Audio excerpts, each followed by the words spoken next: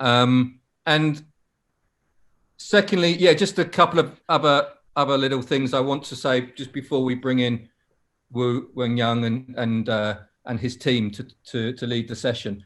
Is first of all to say that, welcome, of course, welcome to everybody. Thank you all for turning up. This is a really special event for us. It's the first time we're doing anything like this, as you obviously can tell from the chaos that's just that's gone before and trying to set up the language interpretation function. But we're really excited to be able to put on an event like this. One of the silver linings of the pandemic, which has prevented us from doing so many things that we would otherwise normally do, is that we can more easily have these sorts of events where we can bring people together from other parts of the world relatively straightforwardly and have an event like this. So that's really fantastic. We are going to be doing some, I need to say this, I've been told to say this, health and safety. We will be doing some kind of physical exercises, I'm very happy to say. So make sure that, and you have been alerted to that fact. And advised to wear loose clothing, as I am doing, and to be in an area where you can move safely without injuring yourself or knocking things over. And also just to say that if you do feel any discomfort whatsoever when you're doing any of these exercises, whether that be physically or mentally, then please stop. Please do not, we do not want to witness anyone having a heart attack live on Zoom. So if you feel any kind of discomfort, then you just stop. Or if you don't really want to be seen doing any of these exercises, then you can just disable your video for that period of time. Okay, so I just needed to say that. And lastly, I just wanted, by way of introduction, to say a little bit about the genesis of this event, that it really came about through a number of different things, actually. I mean, the first kind of source of this event was the thinking about the process of filming in an observational mode of practice. And we teach a module, a stage 3 module, to the film practices students on observational filmmaking. So it's a particular mode of documentary practice that we really believe is an important mode of practice that asks a lot of the students, because it requires them to be like solo filmmakers, to go into the field and to capture sounds and images, and then to make a film out of that. And as we know, the observational filmmaking, it can feel like a series of, sort of don'ts. Don't interview, don't use voiceover, don't use music, don't use special effects. And it can feel a bit miserable, actually. I mean, what can we do? Actually, what you can do is trying to capture in as authentic way as possible the reality that you are experiencing. And historically, we know within the tradition of observational filmmaking, it comes out of America, especially in the late 60s through the direct cinema, people like Wiseman, Pennebaker, the Leacock, the Maisel brothers, that they saw this as a much more exciting way of filmmaking, because it captured the immediacy of everyday events as they were unfolding in the presence of the filmmaker. And they were really searching for something that went beyond what had dominated the documentary scene before then, with the use of the voiceover, with the use of music to convey meaning. And what Leacock kind of rather disparagingly called, these were no better than illustrated lectures. And they wanted to fulfill to bring in, the achievement of photographic journalism that existed in the late 60s and capturing the immediacy of events as they unfolded into documentary filmmaking. And there was a bunch of documentary filmmakers in the late 60s who literally reinvented the camera to enable them to do just that, to take the camera out of the tripod, out of the studio, and go into the real world and capture real people and real events as they were happening. And they made a virtue of that in terms of they weren't going to explain, they weren't going to dictate to the audience what they were supposed to think, but they were going to present a world to them.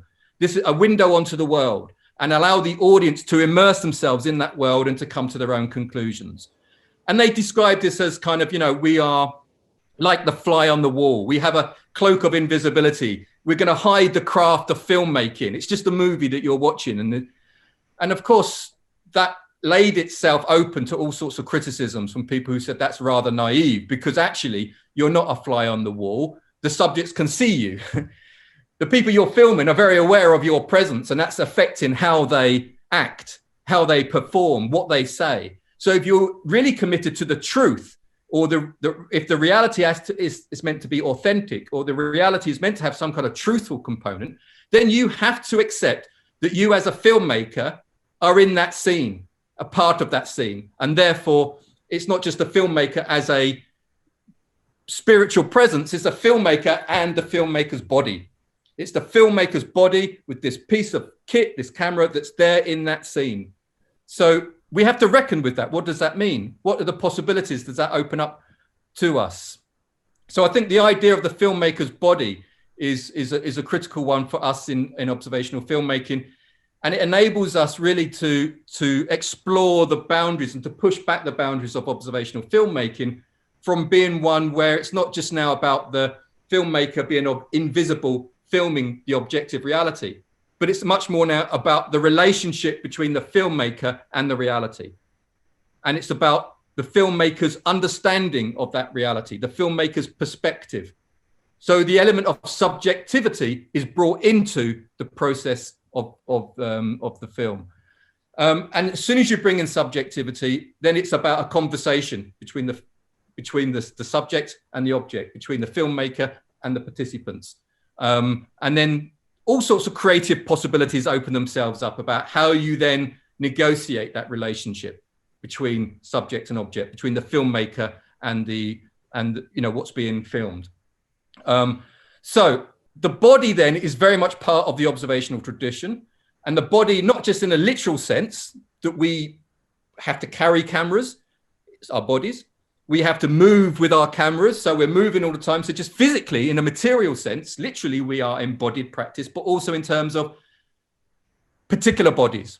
I have a white male body, right? I was born with a white male body, white male British body.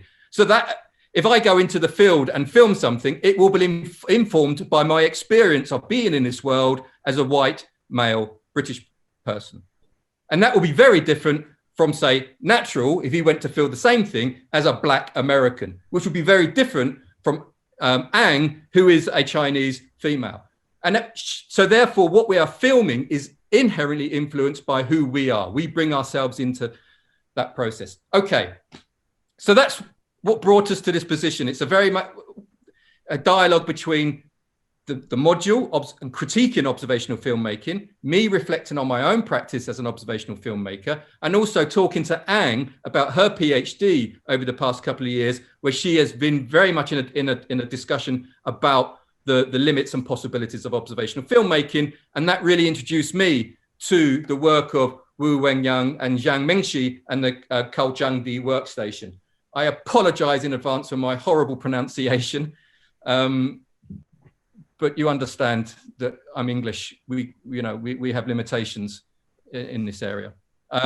So that brought me to the attention of Wu and Mengxi and the Kaojiangdi workstation and their work. And Wu came to, and Mengxi came to Newcastle 2 years ago to deliver a workshop in Culture Lab, where they showed some of their work and they talked about their methodology behind their practice. And it was, for many of us, a real revelation. It was just such an eye-opener as to the kind of possibilities of solo filmmaking, dealing with the reality, but also how do we encounter the history that produced that reality. So we thought it would be really, really good to invite Wu and Mengxi and the other filmmakers to give us this masterclass, a kind of a workshop and a masterclass, to talk about how they have developed their own distinctive form of filmmaking in the context of China, in the context of history of China, where we know that is very contested, very sensitive subject area.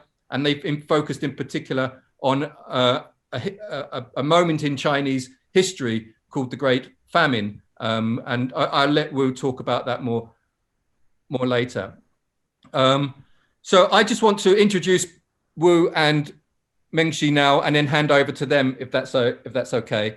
So Wu Wengyang, who's an internationally acclaimed documentary filmmaker, widely considered a pioneer of the modern Chinese independent film movement, often referred to as the new Chinese documentary movement. His previous films, Bumming in Beijing back in 1990 and Fuck Cinema in 2005, brilliant titles.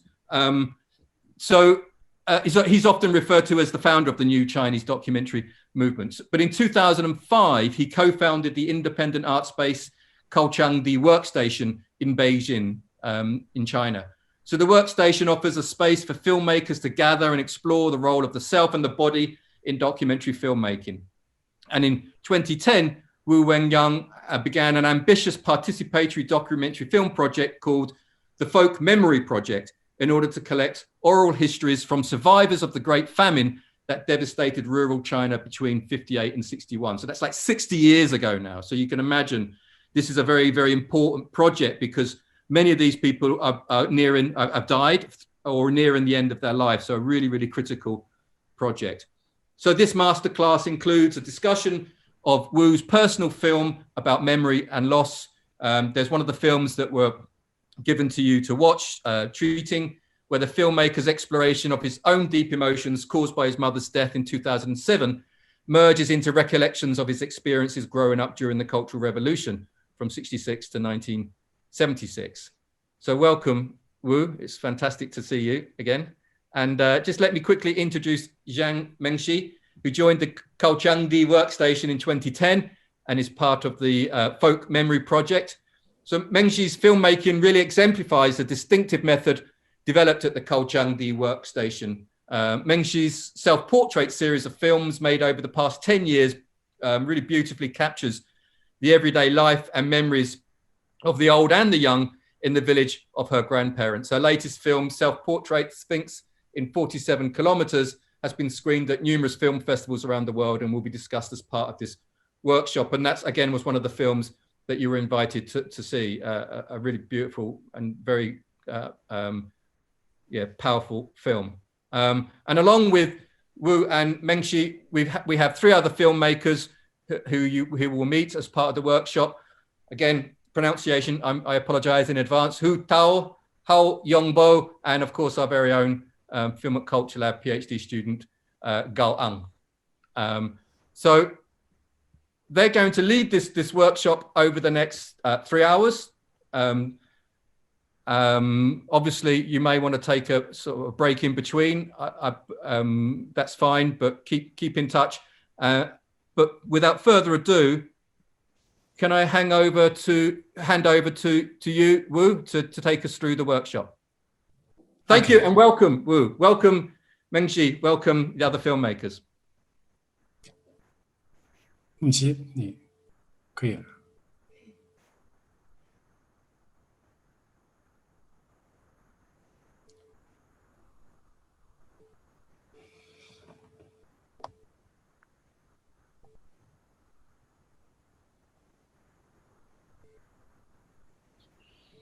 Okay, in 2020 this year, what the thing is most important is breathe in and breathe out.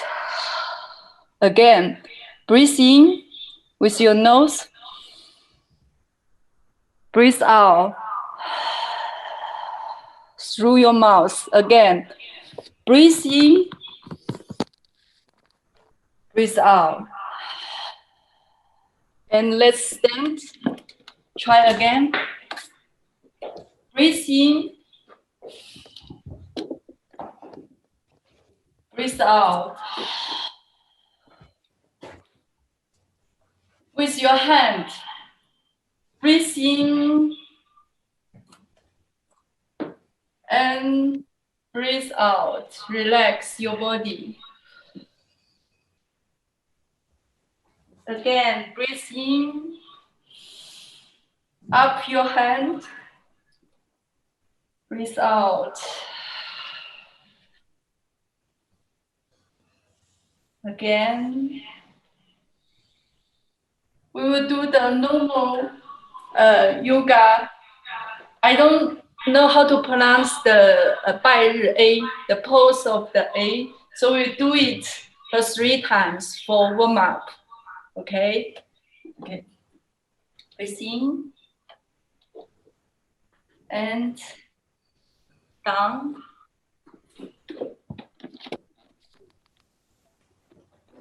And the plank pose. And the whole body touch the floor. And up. And downward dog. 5, breathe in, breathe out. Focus yourself. Breathe in, breathe out. Open your eyes.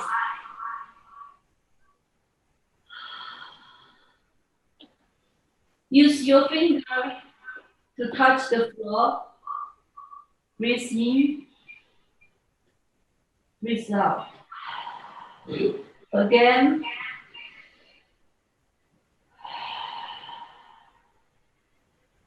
One more.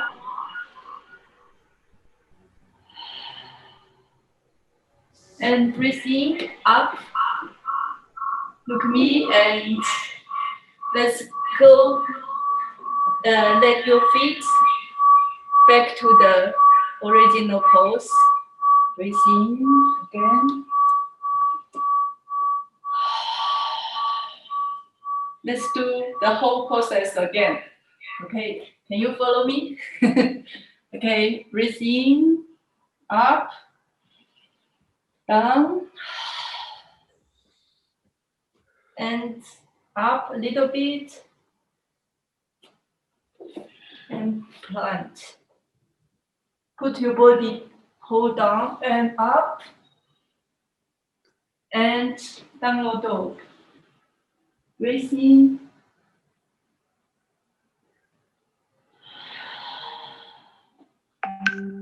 So think, where is your hand? Where is your feet? Where is your bone? Where is your hair? You know everywhere from your body. Breathe in, out. One more. Last one. Go back. Your feet. Close your hand and up. And back to the mountain pose. One more time. Breathe in, out. Breathe in and support your whole body and down and up. And go back to the downward dog.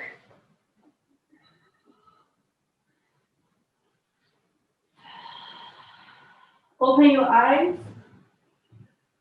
Open your ear. Open your mouth. Open your nose. Open all of your body.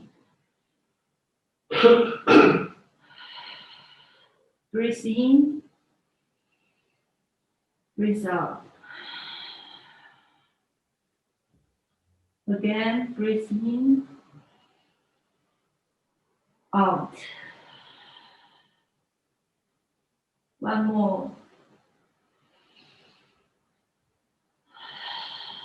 And up. Move your body and your feet. Close your hands and walk into the original pose. And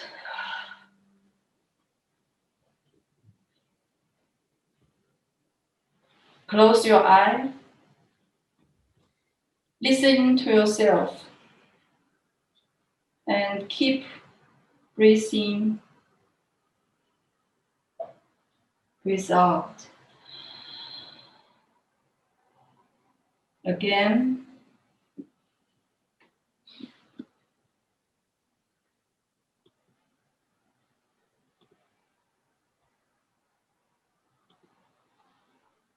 Okay. Open your eyes.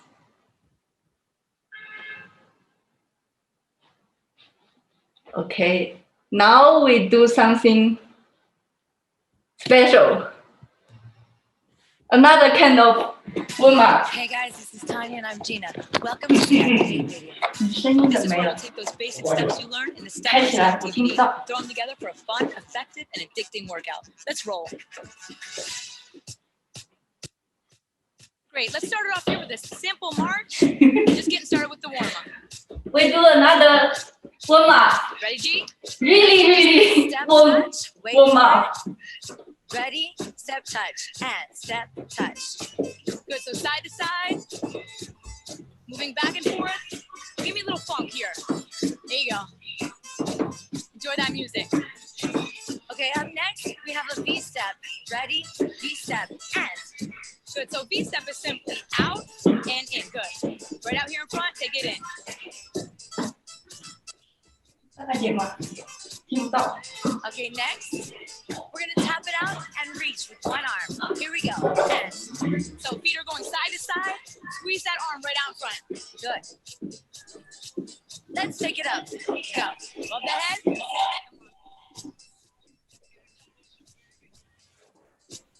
Both arms punching up. Keep going.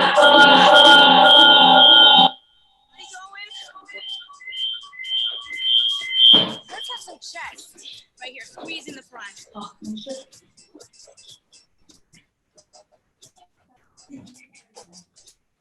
All right, push it up one more time.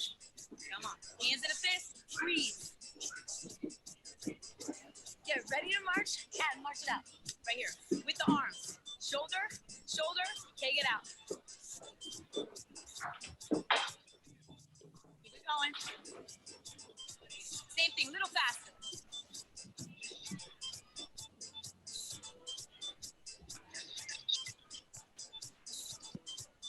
Take it 好， back. 感觉差不多。 Ready? Good. V-step. Here. So remember, out, out, in. Out, in. There you go.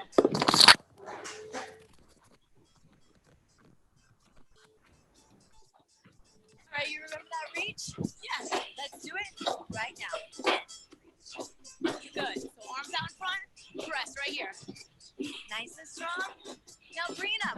One. Good. Taking those arms up. Both arms. Here we go. Work those shoulders. Come on. Just getting started. Breathe. Now chest. Squeeze it out in front. All right, guys. Push it up one more time. Keep those abs nice and press. Ready? Let's march. And remember the arms. Shoulder, shoulder. Ah, there you go. This is Tanya's favorite part. It is. Why? What did it say? Only for you. Speed it up. Only for you. For who? For me. For you. Okay, that works. Back to the reach. Ready?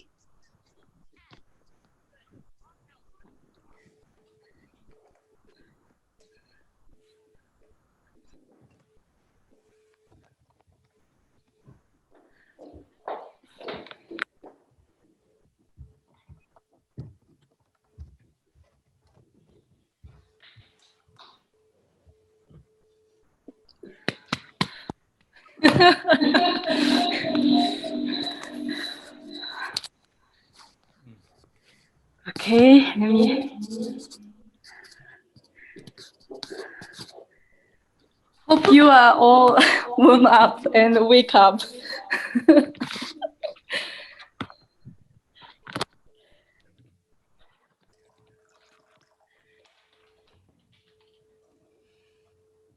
So this is our new exercise along with yoga together.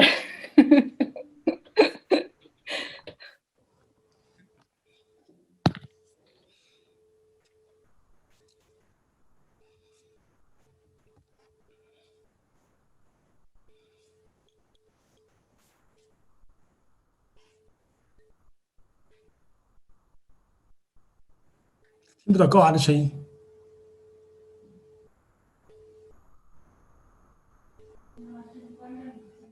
Yes. 我的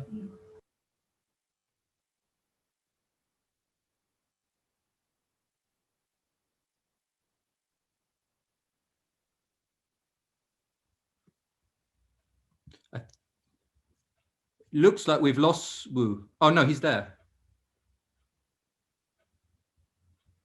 Oh, there, he's there. He's muted.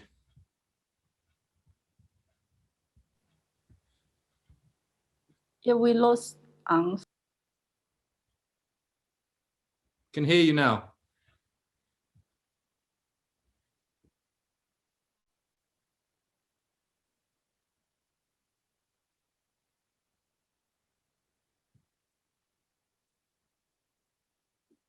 He's muted.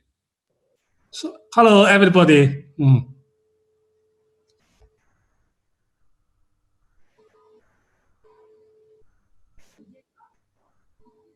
Is it me? 是吗 ？OK， So 高昂 is my voice? Can you hear me? Good. OK. So I'm so happy to meet everybody here. We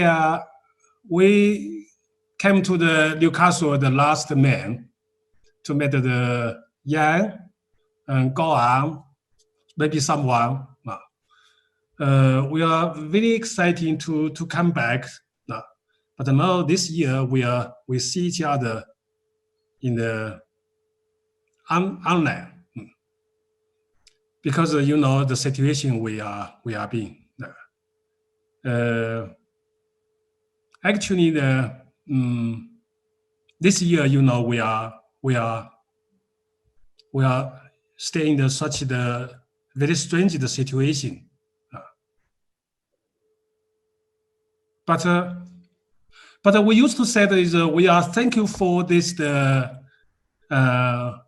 values because we are stopped, we closed, we limited to somewhere. We cannot to go somewhere like before. But in China, we are, you know, the situation we used to be in. We don't have too much freedom. For example, we don't have the freedom to choose the subject. For example, we need the permission, including the permission for the screening, permission to publish, the permission for everything. But we try to do something in the limitation. So for us, it's maybe we don't have a bit different understanding about the freedom. My freedom, the meaning is we can do everything with the limitation. For example, this year, we are really staying with the very serious limitation. But I feel I'm free. I hope that my English can catch you. It's okay, my English?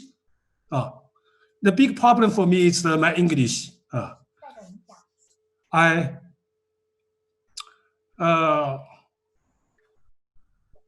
So I really want to have what's such a very beginning for our meeting.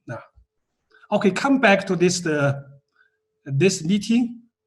Yan gave the name called Masterclass.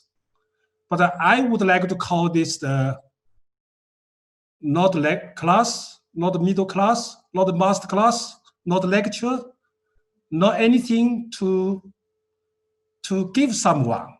I would like to call it's kind of the conversation. So very live, the conversation is happening with the workshop. So I would like to call this kind of the workshop, but we are online. So maybe we can call this the presentation or performance, or leave the performance with everybody. Like the before beginning, the Mongqi just gave us the body warm-up.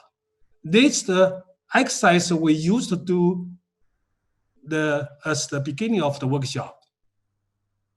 The workshop that we give to some students or some of the festival, we used to blend the two things. The one is, of course, is about film, about the, of course, not really just about documentary, about the, we call it the really material, how to the working for the film.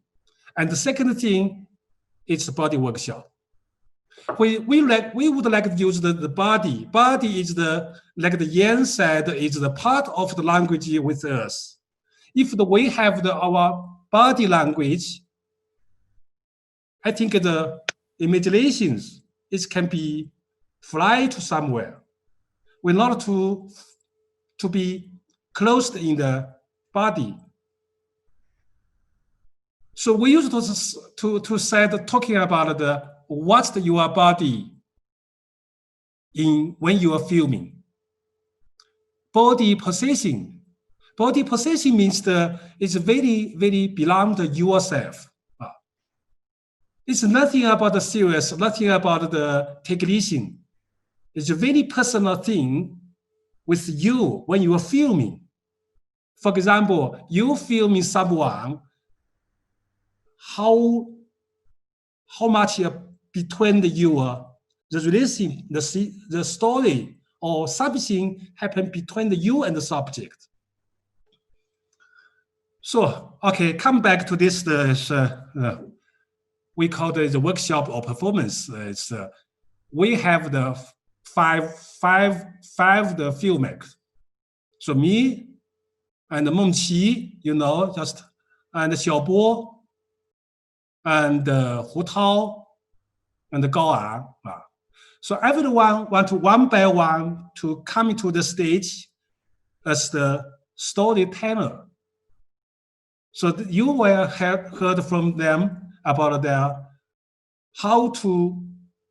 what exactly a personal story with the film, experience how to working together. So we are very, very independent person to making the film. Of course, we are working together as of course, we don't call the team because we're not a company. We're not a group. We are very, really just coming together. We call it, in Chinese, we call it the 创作群, because we coming together for the creation. So we are not just working for the film, we also for the performance, including the writing. So writing is the one subject that we used to training. And for me, I'm oldest one in our group. So I like to tell you what's my story, how to start to making the film. Because my story is maybe the very typical story about a person who working as the what kind of propaganda program in the TV station 30 years ago. When was the reporter or the TV person to work in the government TV station. And later I left the TV station to be freelance as a making film.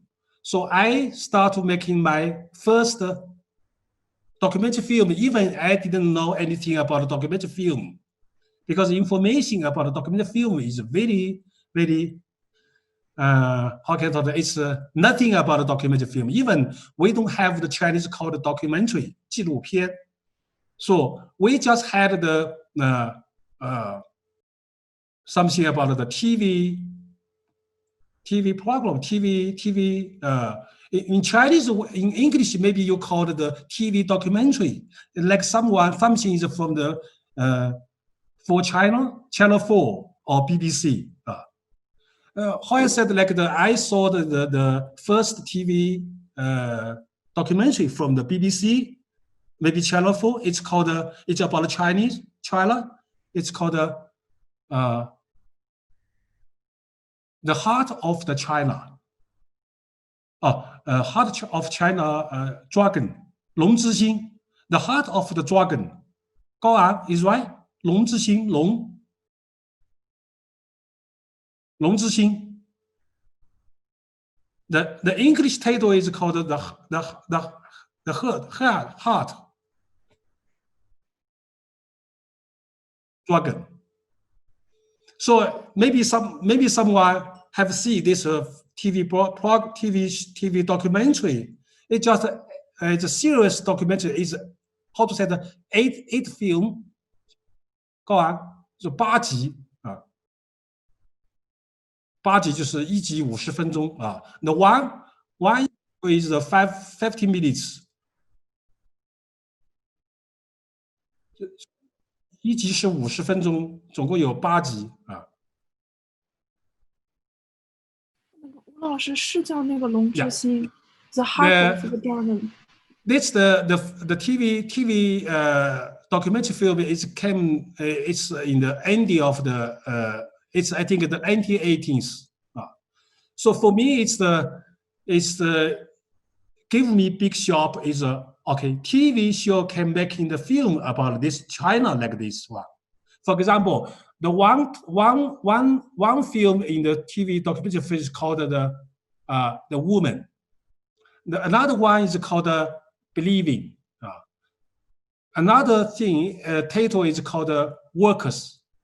So you can see the TV documentary film from the BBC about China can make things is something. Of course, it's not propaganda like Chinese, but of course not really documentary film like the we have seen today. It's TV show, TV program, TV documentary film. But for me, it's good thing for me to understand. Okay, we can make something like this.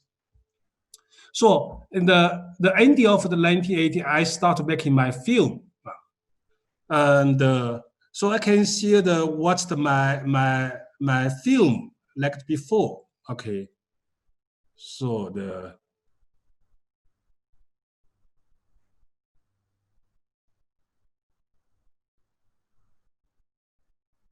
can you see?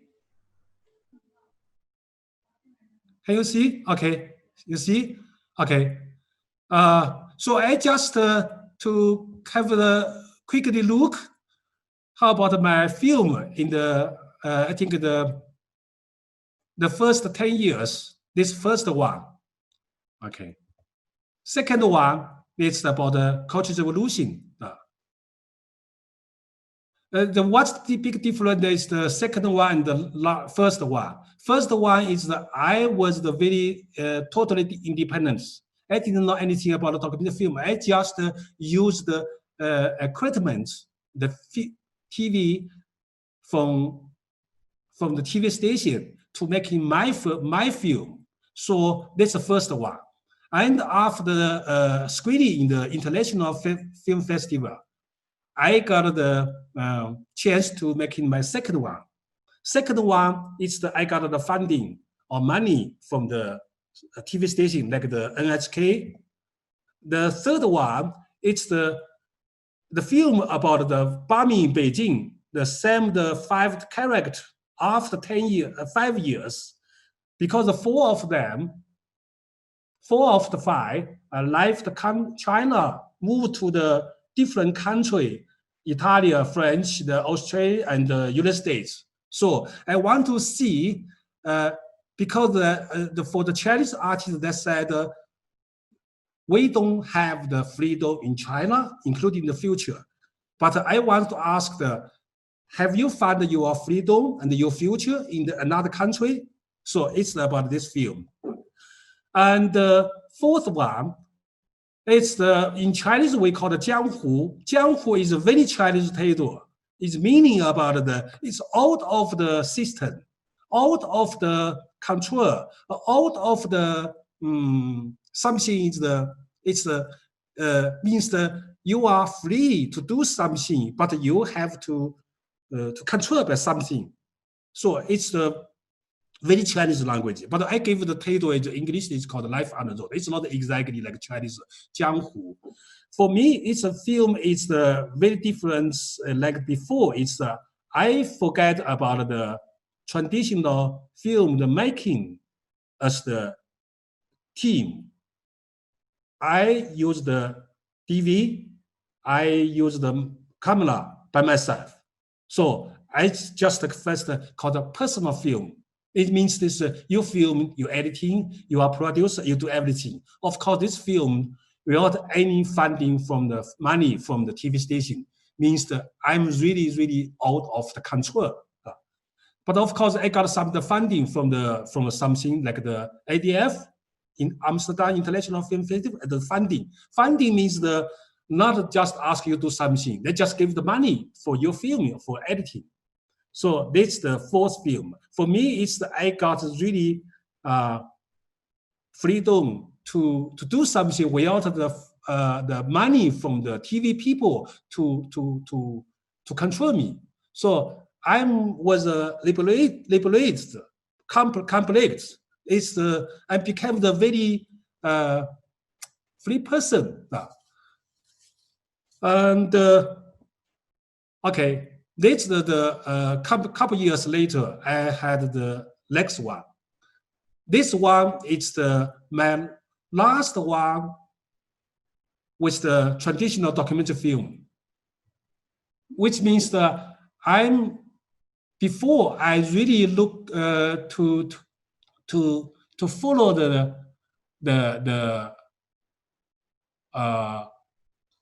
kind of the 客观电影那个怎么说？客观那个词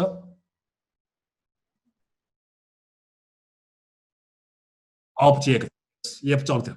The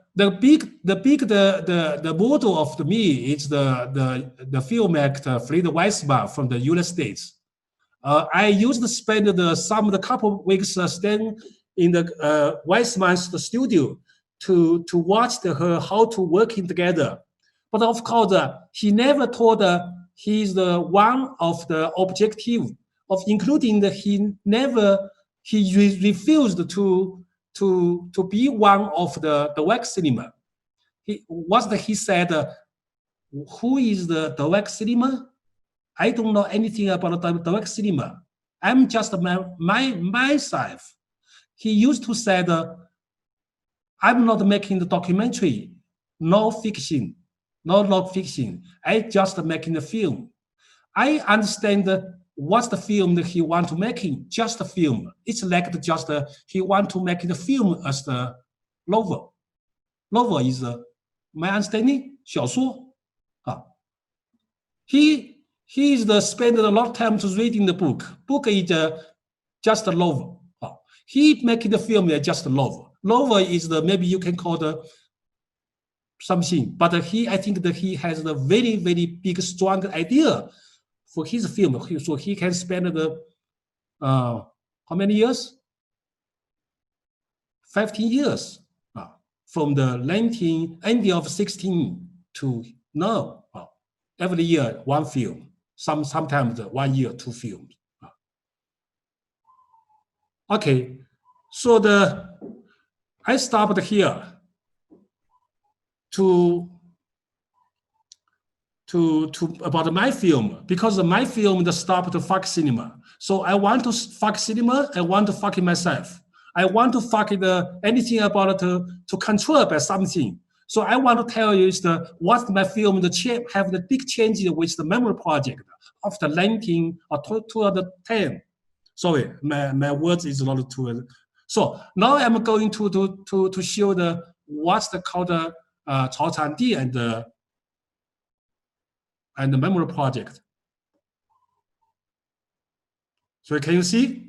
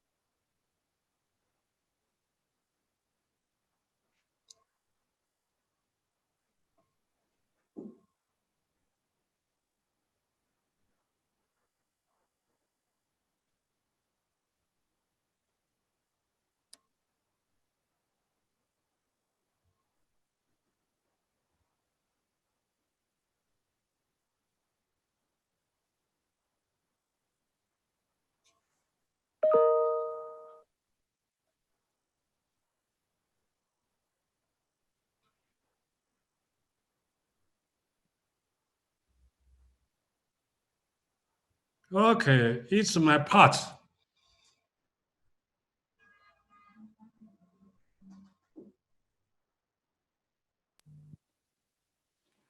Okay, now it's my story.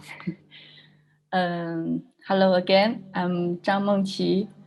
As Ian introduced me, I'm joined Memory Project in the first year, 2010. But actually, I'm a dancer. I learned dance when I'm almost 9 years old. So all of my life before my graduate from the college, every day dancing, dancing, dancing, exercise, exercise. So it's for me, I think I'm learning dance, I'm learning art, but actually I don't know what is art. When I went to Chaochangdi Workstation, the first time I saw a documentary film.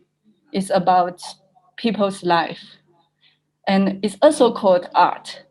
So it's really different things between me, how I grew up, between what I saw. This is like a new world open for me. So in the time, I have a very small DV camera. I use the small DV camera to record the lessons from the dance school. I remember the pose, the movement, the group. For one day, I may become a dancing teacher. But one day, I think maybe I can use the DV camera to making something like this, a documentary film. So I make my first piece called Self-Portrait 3 Women.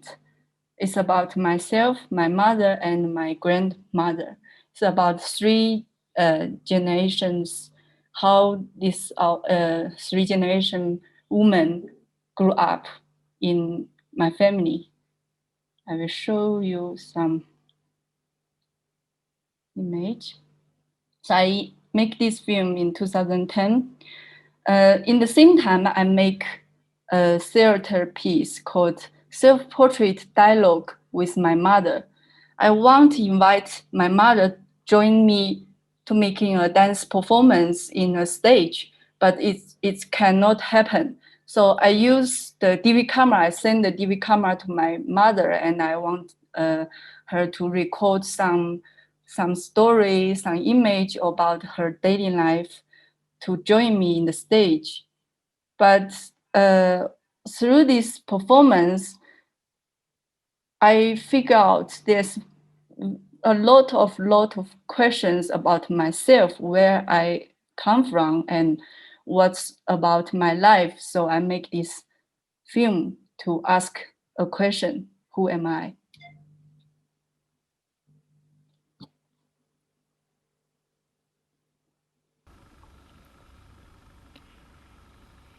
我要做一个作品，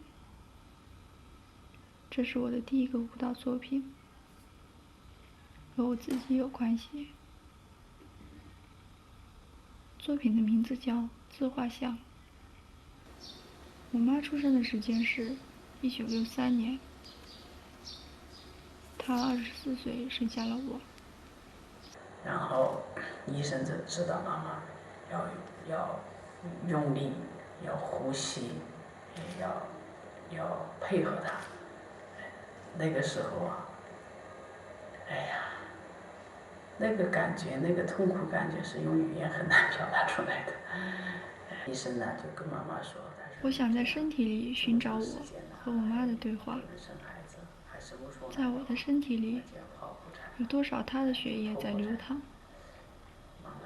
她的妈妈，我外婆，又有多少血液在她的身体里流淌？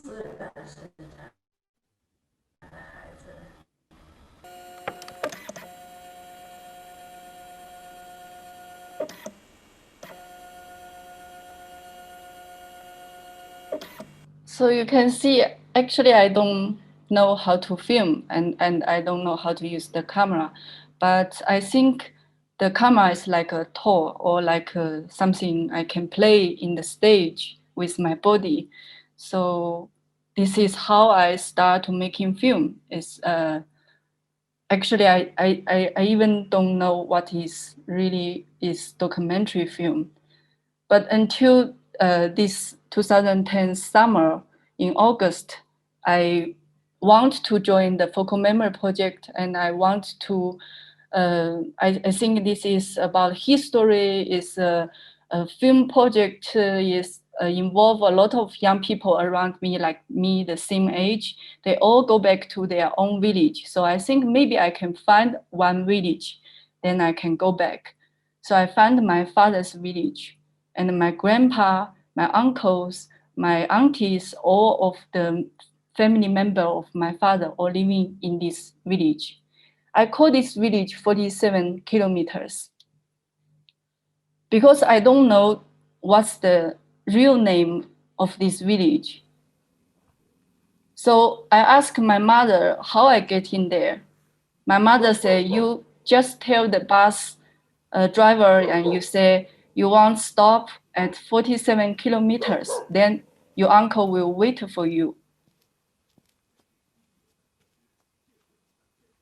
So I go back to in this August and in winter time again.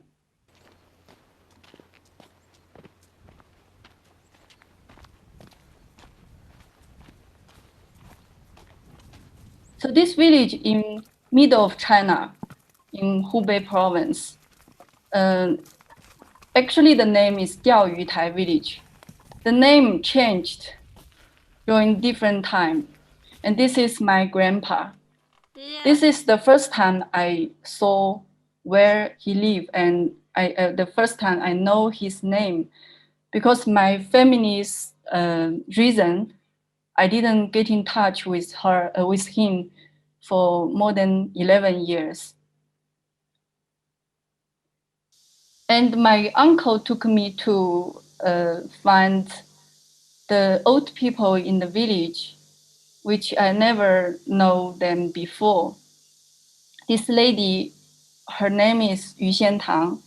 She is a village doctor. She learned medication to help people, to help the woman to get in birth. 毛泽东也是的，毛泽东他的老头儿是饿死的，摸到床上的水泡，上面那摸泡的话，他摸冰了，我就给他摸多针摆针。So for me, it's really a new world to me and new life to me. 我回来拍这个村子，拍了好多。拍这个村子。以前我都不怎么回来嘛，我不习惯。现在我觉得要回来，毕竟还是这里的人嘛。回来。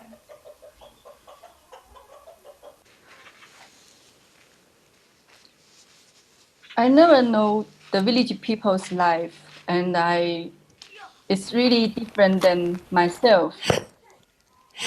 And I took long time to spend time with the oldest people. I feel a different time. And I ask myself why I'm doing this. I have a different distance and with their reality, also with the history. I don't understand the big history, of course. But when I saw the oldest people's face, and when they are talking about the painful history, their face change, the movements change. So I want to go back. Next year, next winter, I went back to this village again, and I invite people to build a memory stone for people who dying during the 3 years hunger.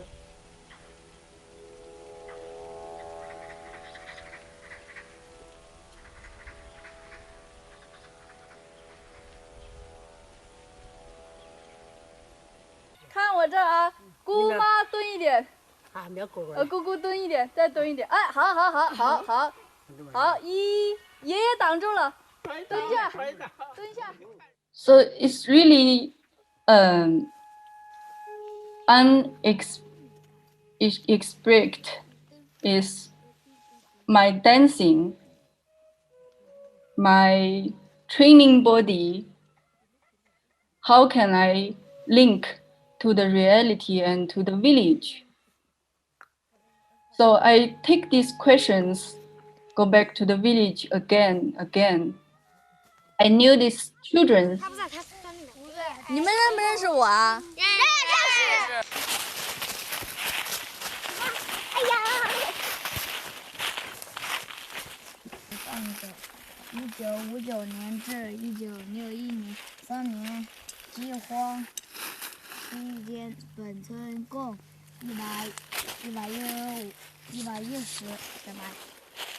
户，110户，460人生活极度困难，中有14人因饥饿去世。We become a good friend. The older people and the children are very friendly to me. And we are play together, I giving body workshop to them, and we make a small library. Also teach for them how to use camera. 现在你要拍那个墙上有一块砖，你看，墙上那块砖头。今年多少岁呀？今年73岁。几年出生的？12年了。最好吃的东西是嘛事？最好吃的东西的还是糯米饭，最好吃的东西吧。有的59年那的汉北了最好吃的。糯米饭一天2两口的时弄到节这里，那是前头的野菜啊，树根啊那些东西当主粮，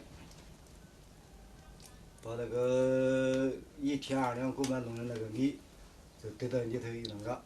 And she is Fang Hong. This image was took the first time I met her. She is in 4 years. Now is 15 years old. 你姐姐呢？我姐姐去打工去的。去打工啦。Now is her, and she make one film called My Room. It's a short film by herself in 2018.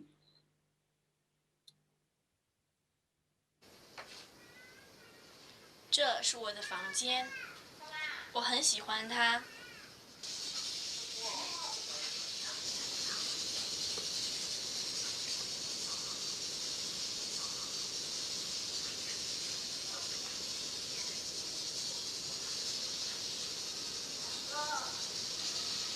这个是爸爸去年刚弄好的，我喜欢它，因为它为我遮了风，挡了雨，它还防止了一些老鼠往下爬。从你牌，从你这个牌，好不好？这个是我的小歪歪。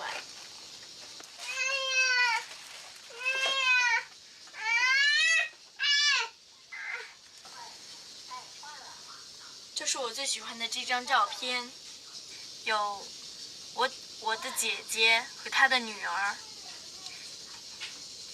姐姐现在不在家里，她去外面打工了。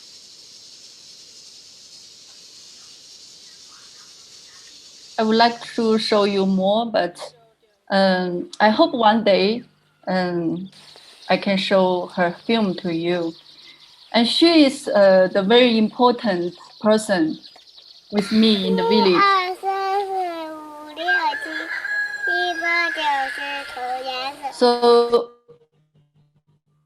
I think I almost grew up like Fang Hong in the village since 2010. So when I went back to the same 47 kilometers village, and 1 year, 1 winter, I make one film about me and this village. So this is my story with my village, also with the Focal Memory Project. Thank you.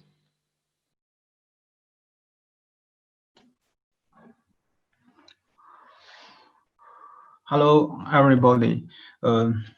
Now I said my story. My name is Hu Tao. I was born in Qinling, Shanxi, in 2012. I was in college. Miss Wu Wenguang and his members from the Folk Memory Project come to our school to teach us. This is my first time to know about the Folk Memory Project. During winter vacation, I went back to my village to interview the old man's memories of the 3 years famine and to record my village. In 23rd, I made my first film. Now, let me show you a clip from my film.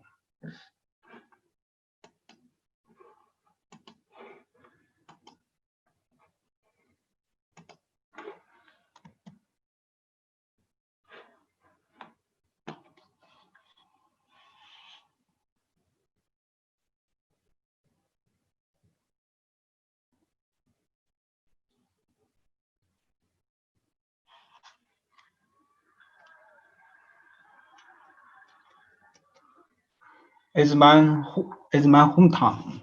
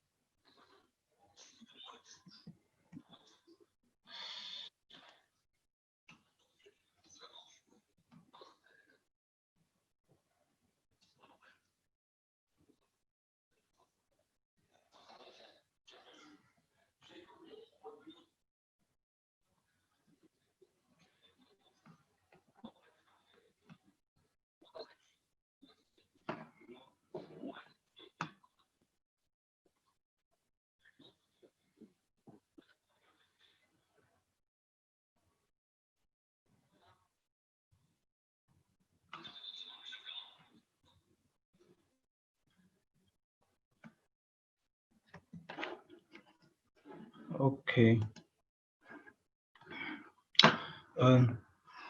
In after I made the first film, I was lucky because I found a way to connect with my family and my village. From 2030 and to 2050, I continue to shout old people and my village. In 2050, I made my second film. Now let me show.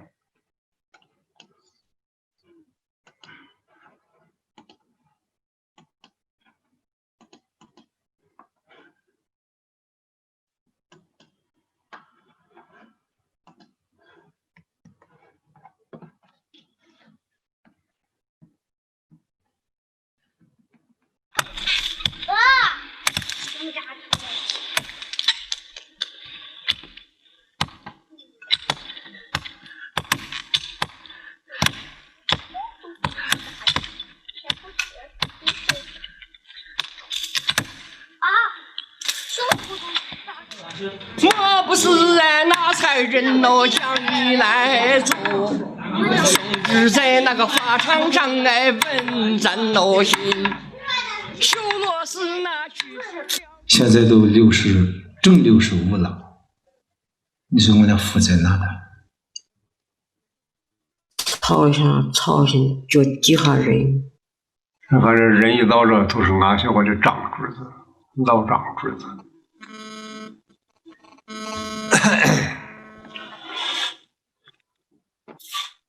那也没办法呀。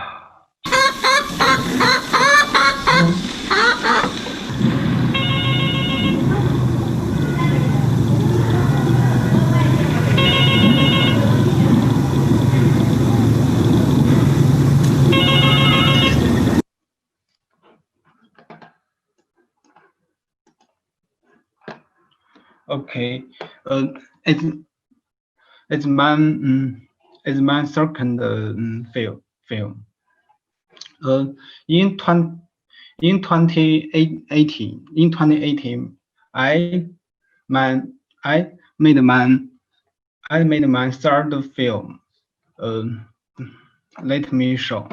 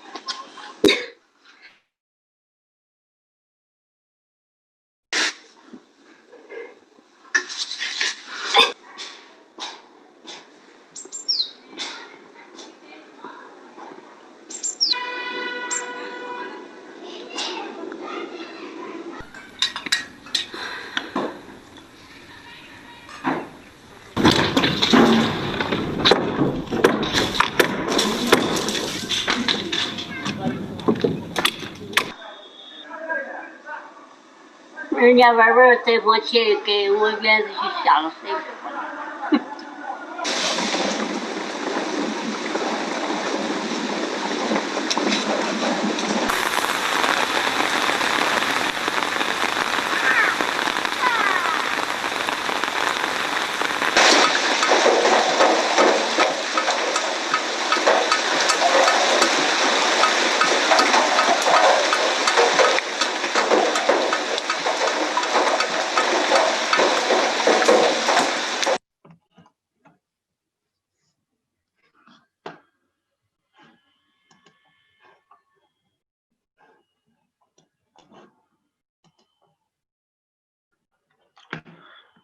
Okay. Since then, I have spent 2 months a year to shoot my village. Thank you. Thank you. My show is over. Hi everyone, and next I will show you my project. Okay, my name is Hao Yongbo. Sorry.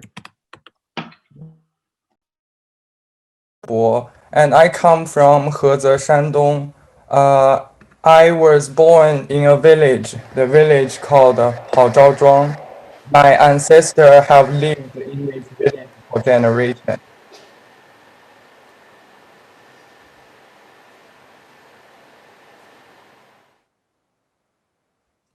In 2018, I was still junior in experimental art at Xi'an Academy of Fine Arts.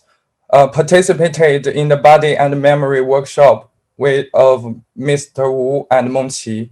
This is my first contact with the folk memory project. Their filmmaking method inspired me to go back my village for Filmmaker. In the winter of the same year, I returned to my home village to shoot. I grew up in this village, a village where my entire family lived in. Not just my own family. The people lived there. We all share the same surname. I started my documentary filmmaking. I started to interview old people in the village about the memory of hunger.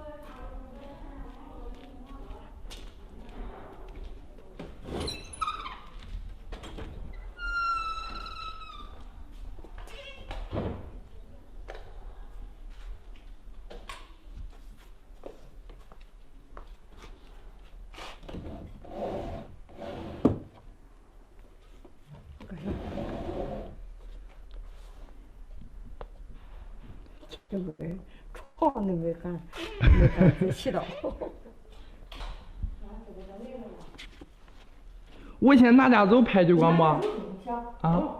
咋不说啊？我哪人我在配好了，我再拿来。下回送都中。中。为啥？你说话。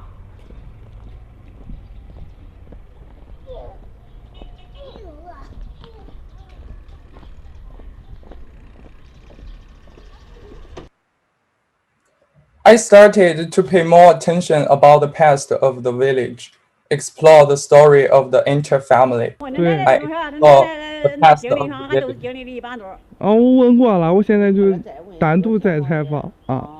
那再问还是那样嘛？你打麻将不，奶奶？啊？你不打麻将不？我去看去呀。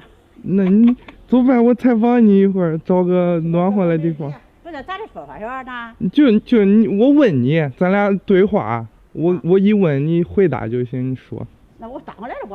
哎呀，就是你以前来经历过来事儿，你肯定答上来了。啊，那搁那家不中？中，搁哪都中。搁那家问你。那以前呢，挨饿的时候，那没啥吃，人都吃啥？那吃啥？我的孩儿，那嘛，哎呀，那嘛是没法说，那是个人想法。吃啥？那地里那干培叶子啦，啥的嘛，那哎呀，搁地里挖几天呀，狗往那根，那红眼那个那叫啥？那不懂，那说那也不懂，那个小兔泥豆壳儿，人那样吃嘛，搁地里采吃。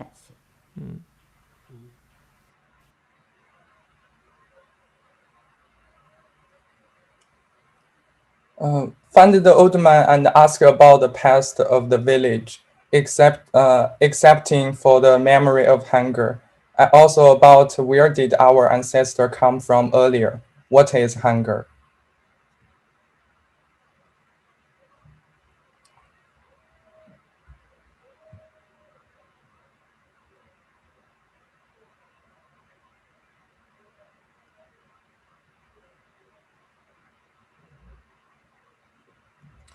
After I left the village, I was still thinking about how to make my filmmaking to continue. Their painful memory of hunger evoked my memory. My first documentary filmmaking was provoked from those grandparents' story. Then I started to write about my own living, my personal story, when I lived in the village. I started to write my childhood memory.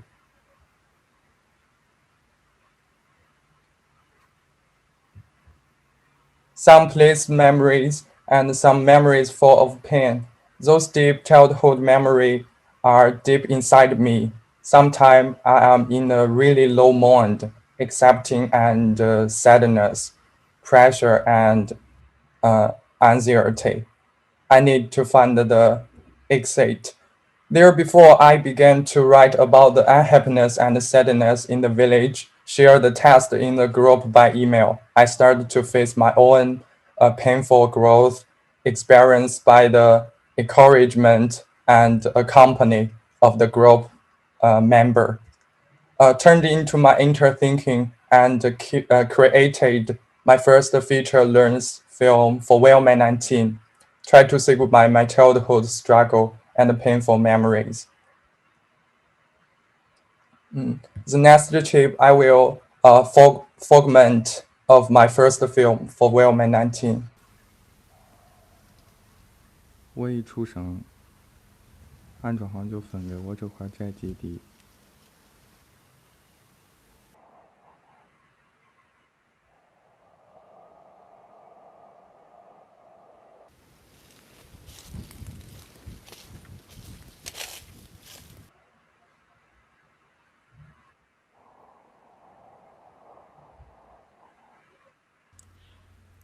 我小的时候，俺妈跟俺爸爸就在城里做生意，然后没法照顾我，我就一直跟俺爷爷奶奶一块生活。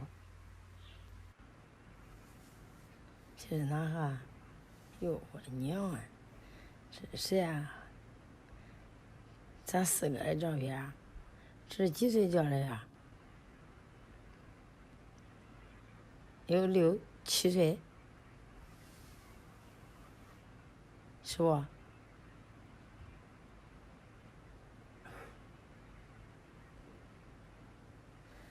跟那个松后的小李领同样。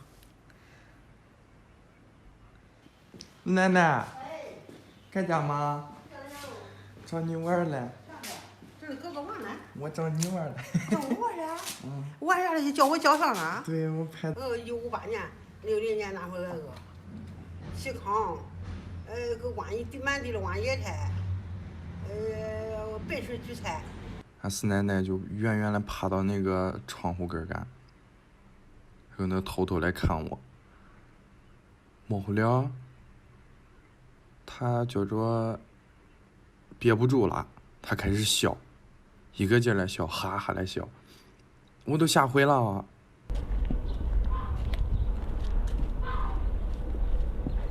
你看，要不是挖着空了条，常常都种地了，这是人儿，种这地。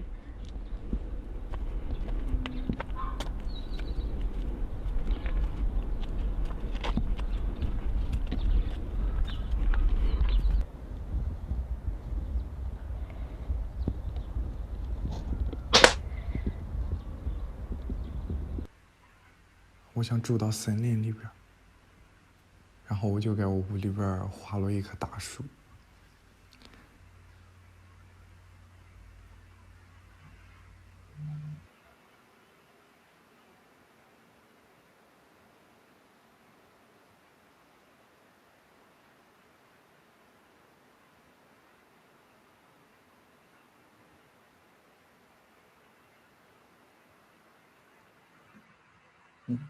My project sharing is over. Thank you, everyone.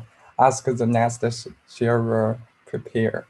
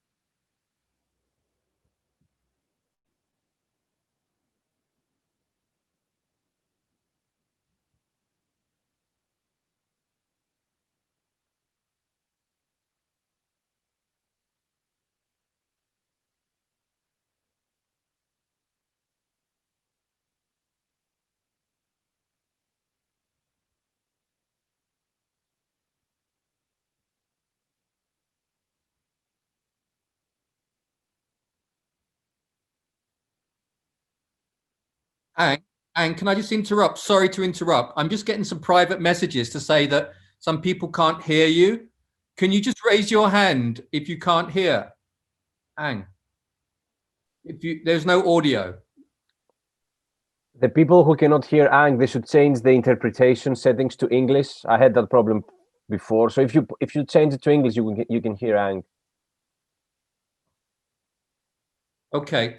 So does that mean that many of us have not been able to hear what Ang has been saying? Yes. Yeah. Me too. Please. That's a rehearsal. Take one. Okay. Action.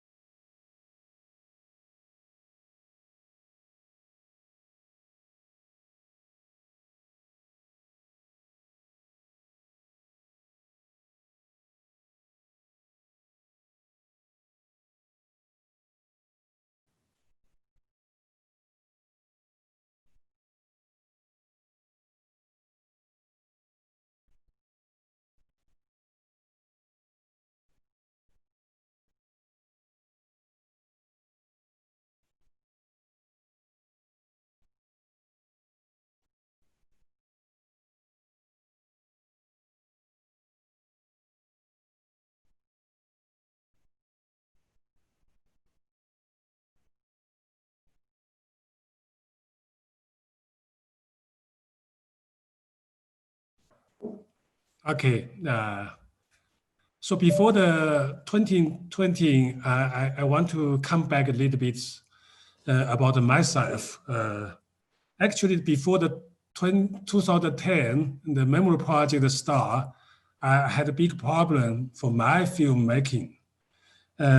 Actually, I got the some kind of the success for the position in China as the filmmaker. But I had big problems how to continue. Of course, I had a subject. I can keep the subject. I can working with the TV like the NHK or the RTI in Europe. They came to me to ask me producing some film. So I did, but I had the big problem with the producer from the TV station, which means that I feel that I cannot to making my film I want. But of course, in the contract, with the TV station, we used to have the two kind of the film. One is called a TV version, or just give the TV people to screen 60 minutes or to the 90 minutes. I can keep it my copy, my version. It's called the cinema version, like the many filmmakers in the whole world to do like this, which means that I can send my film to the festival or cinema, but I still feel it's not comfortable. For example, the TV people used to ask me, can you give some the voiceover for background or by the people introduction, or can you put some the name or the age or where came from with the screening this person? Because for European audience, they had a big problem to understand who is the she or who is her, who is him. So also they have okay, could you like some the music for in the beginning or the between someone? I hate music for the documentary film. I hate to back the voice-over. Of course, later I like the voice-over, but the kind of was not like just introduction or to give making the TV people used to have the audience, audience just like children. You have to feed them, not to be someone you liked. So, which means I'm making the film, I have to plan with the children.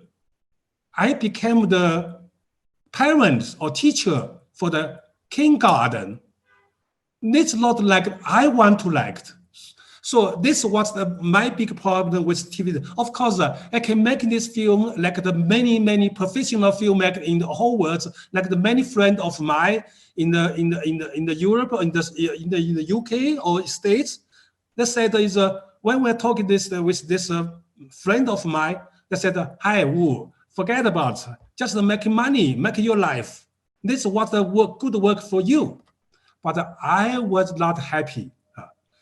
So I really want to refuse this thing. Also, I can go to the university or college to be teacher or kind of the professor. I like to be the college or university, but not to be teacher. I don't want to like to teach something for the young people. I like to conversation. I like to want to exchange. I want to plan with them, not to be teacher. Even, for example, if I don't make my new film, how can give the new thing to the young people? Young people always challenge you, always laughing you. Even you don't have the new thing coming with you. You cannot just to give everything for a long time. So, for example, I think the challenge for the people, men like me, it's just to learn from them, to exchange with them, to laughing with them together. So I want to be the to be college for sometimes, not just for to be the full-time. So if two-way, I refuse to be in, how I can? So I had a big problem. So after 2000 to 2010, I just had the really one film, it's called Fag Cinema. So after Fag Cinema, 5 years, I had nothing with the film. This is my big problem. But I had a big problem how I can make my new film. And the young people came to me to ask me, hey, Mr. Wu, can you tell me what's the subject I have to working for? So we are meet together with the same problem. For young people, how to make in the first film. For me, how to be continue. So with this question, we called, okay, forget about the question, forget about the subject, just go back to where you're coming from, this village. So all of them, including my village, one village, I was the farmer during the Cultural Revolution. Because after high school, I had to go to the village to be farmer 4 years. And another village is from my father's village. So that's the very beginning of the 2010, the memory project. And I just listened the 4 young people just to tell their story. I had a very good thing for me is my new life is coming out with the memory project. So with the memory project, my life is coming. I forget about the working with TV station. I forget about to be teacher as just a work of my life in the college. So I can be free to do something. I can challenge anything I was with the farm. So I used to say that I learn a lot from the young people. So I just to have the very limited for my works in the film with the memory project.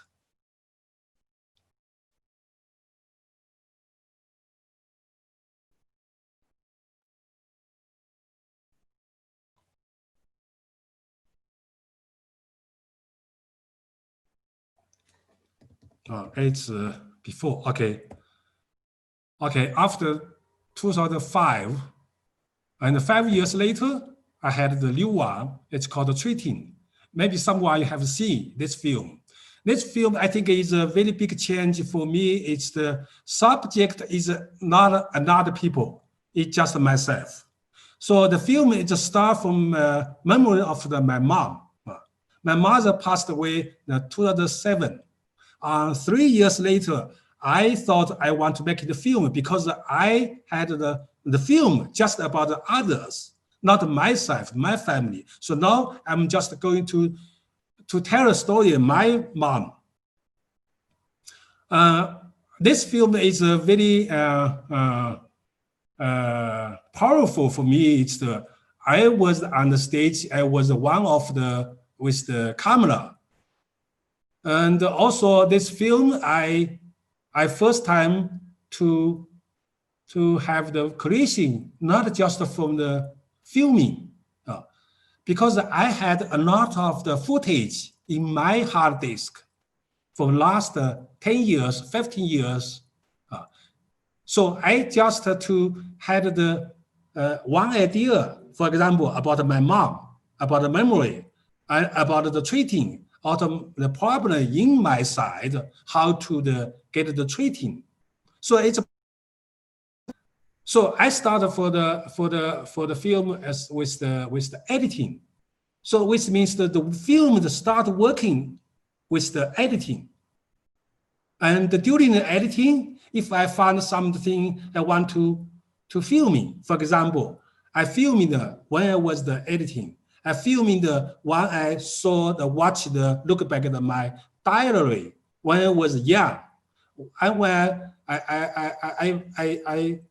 I watched some of the photo from my family photos. So I just film.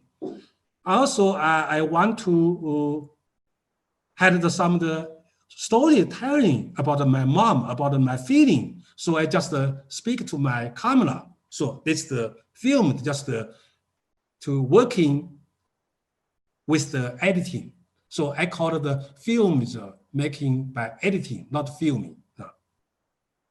Of course, this is I had the one rehearsal with my dancers, including the Meng Qi, because I did the dance theater piece, which called is a treating. So I used some of the part of from the rehearsal. This the performance, I ate the toilet paper. It's happened with the dancers, because the one dancer came to use the toilet paper as the performance, but they just plan the toilet paper. So I had a very big good idea, but I used to not to tell him how to use the table. I said, okay, I try. So I'm on the stage and use the toilets. Just the very beginning, I found, okay, I want to eat this. So I ate this like this. And when I editing this film, I found, okay, this the part of the rehearsal footage I can use for my film. So in film is all of the footage from the rehearsal or performance, I just found idea during the editing. So this is how to work with the editing. This very big change for me is a film is not a production. So I don't want to use the production. I just want to, I call the film, called the film the making, is a film the writing. So I like this verbs called writing by film or film writing, because writing it's complex, the free thing for a person. If you want to write something, use your paper. You just have the one paper and one pen. You can use you can working for your idea. So film is if I forget about the big equipments, big the machine or with the many people, it's just to try to tell your story by the film. It could be writing. Writing is become the more simple, more easy, and more freedom. And next one. After a couple years, I found I had this one. This one is about my father. Of course, it's not just my father. Investigating not just to my father, of course, including myself, because it's the story during my father and me during the Cultural Revolution. It's the many things about myself. For example, when I heard my father had a very bad history and background before the liberation, so I had a big problem with him. So I investigated myself why I had this problem. So I had to ask myself, because for Chinese people, if they had a big problem during the Cultural Revolution, they used to say that I had a problem from the government, from the party, from the family. They used to took all the problem to others, not just to reflection, to think them himself. So this film, I think I try to think of myself. Who am I? What's the background? What situation I came from? So this film. This film is I use a lot of the photos of my performance. Also, for this subject, investigating my father, I did the one performance. The performance is very special. It's one solo. I am on the stage. I perform very. It's complex improvisation, which means without a script, without any rehearsal. I just on the stage to have the one time. This is the performance. And after investigating my father, recent years, my subject is return to the autobiography. So, for example, passing through struggle. This film also screening in the Newcastle University, The Last Man. and this be serious film. So this one subject I had be recently. So I think the big question is for me is I had the new life for my film like, because I think is many people like me, it was start to make the independent film in the 19s. Most of them they had not any works, but I had the new life or new work, a new way with the memory project. So I think the memory project is for me is very keywords is to treating my problem, to find the solution for my problem. Okay, so now we go to the this year when we had the coronavirus, such big problem. Because China is the very beginning of this problem. So I had this story. When we had this story, we had this problem. So we had the communication, discussion for how we can be, how we can continue, what we can do. So I think is with this such a strange situation, we had the big challenge to face the problem, to find our new freedom for right now for the filmmaking.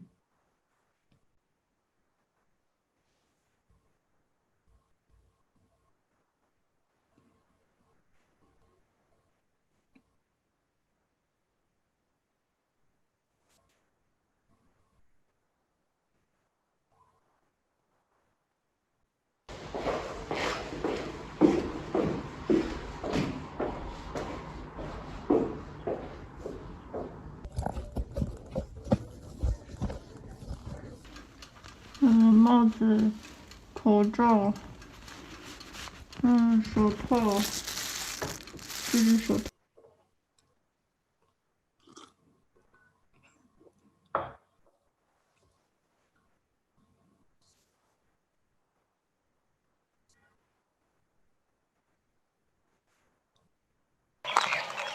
基本上田里的活都反正差不多了。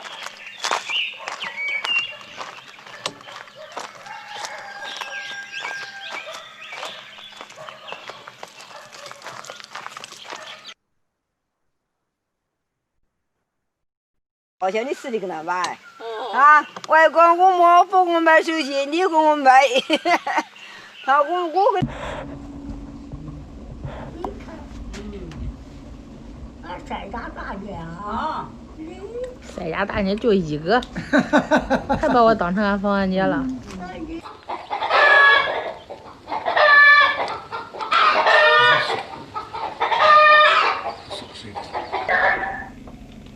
屁股在哪儿？对，膝盖在什么地方？因为你的姿势。那儿闹还大查不着哦。哪个？周江。哦，是我看到了。周江来查了2回。我看到他了。那天。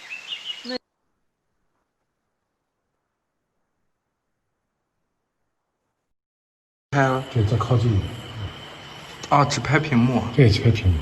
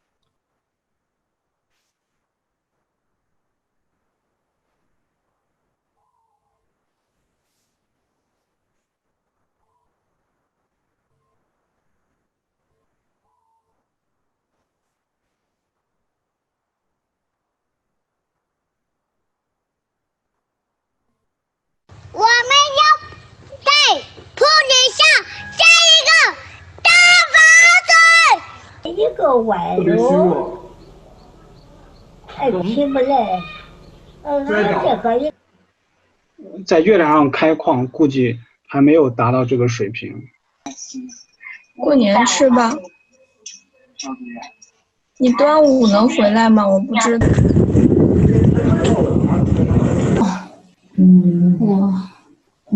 从1月23号我就害怕了。这就是正月初4那天，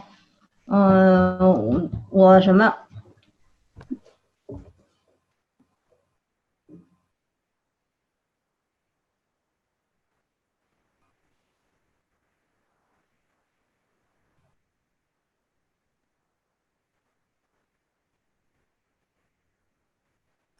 听着听吧。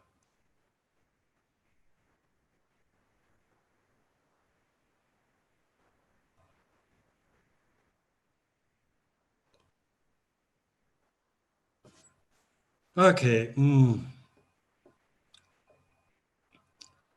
The picture not go moving goodly.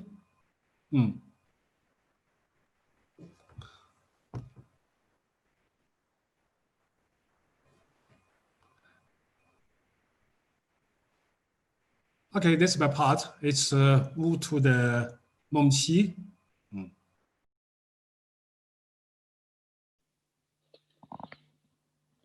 Me again. So it's supposed to talking about our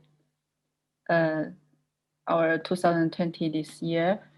So for myself, this year supposed to be a very important year for myself because it is the 10 years when I went back to my father's village. So this year is the 10th year. So for myself, up before the 10 years, I always living with my uncle because my father didn't have land and house or anything in this village.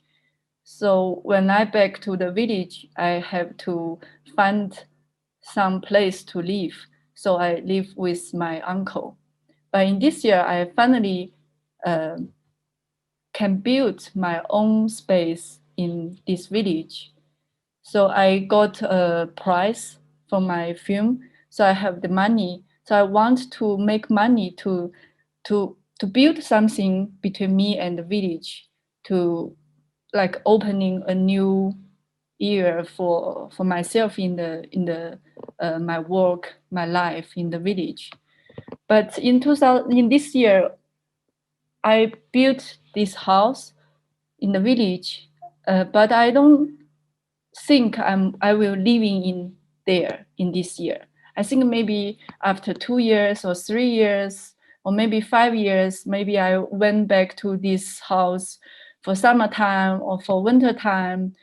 But this year I was locked in Hubei, and I become a person who really living in this village, and I saw a new village for myself.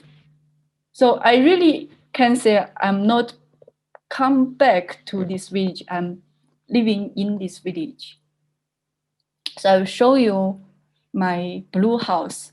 Actually, I think maybe this space is a studio, is a museum, is a kindergarten, or maybe a theater or cinema place, something, I don't know, but let's see.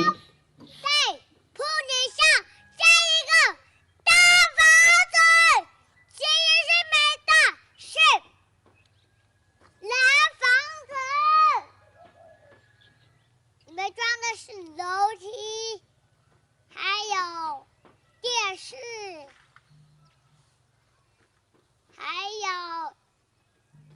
桌子，还有床，还有吃的，还有。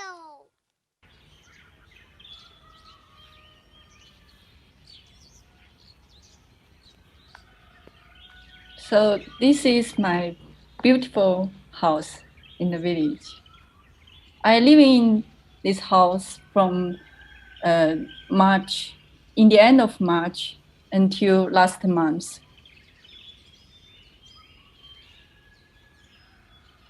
But everyone knows this horrible things beginning in the Hubei, in Wuhan. So my home is nearby Wuhan. I back to the city, Suzhou city, to spend the New Year's celebration with my mother. We have a big celebration with every family member in Chinese New Year. But certainly the whole city was locked down. So I was locked down in a small house, my own apartment in the city. So since the day I become like this, I cannot go out. I cannot see my family. I can only thing I can do just keep to filming something.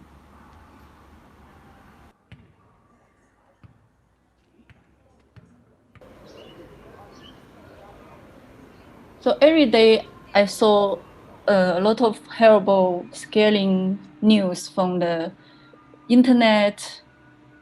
I don't actually know what's happened in outside of the door. I only can see through the window.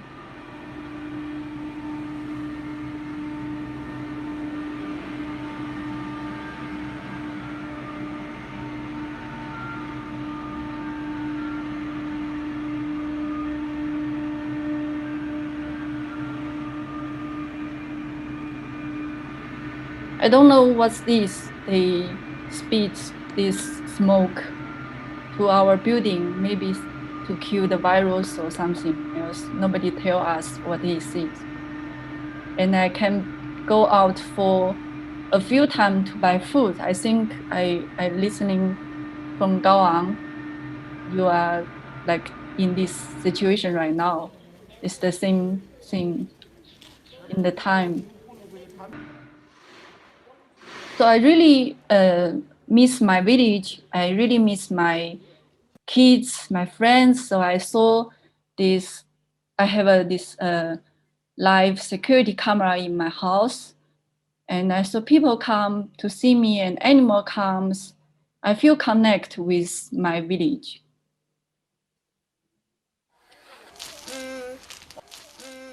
我想象中的村子是有花有草有树木。我想象中村子就是有很多小孩然后还有许多玩的东西。我想象的村子是森林的树都很茂盛，而且不让火给烧掉了。每个屋顶上都有一个避雷针。村子里的人每个人都很善良，每个人都平等。So this voice is from my friends in the village, the kids. I start to ask myself also to the kids since the third year when I'm back to the village, because I think this is a dying village. And I think this village without the young people is very cold and no hope. But when I saw these kids, they come to me and play with me. We become a team to do something in the village. I start to ask them and myself, if you want a good village, a better village, what you want, what do you think a good village it is? So they give the answer to me like this. So I keep this question back to the village again. I think Blue House maybe is some of the answer for the questions I bring out. When the city reopened in the end of March, I immediately went back to the village and I saw a lot of kids come back and they are locked down in the village. So they with their family and parents. So we come together and here just like a kindergarten, a play space. We do game, we dancing, we do workshop, we building the space together. And I ask the kids, what do you think about the virus? What is the virus in your imaginations? They give me the answers. 然后再画几个脚，然后再画他的手，再画一个。我可能决定他有自己写了一个病毒感染旗，这上面肯定写的病毒称霸世界。病毒就是它就像雪花片一样。就是在网上见过一次，就跟红色的火龙果长得差不多。圆的，身上长刺儿，然后就是好多孔，四面八方的那种。没有样子，跟风一样。是这样你看，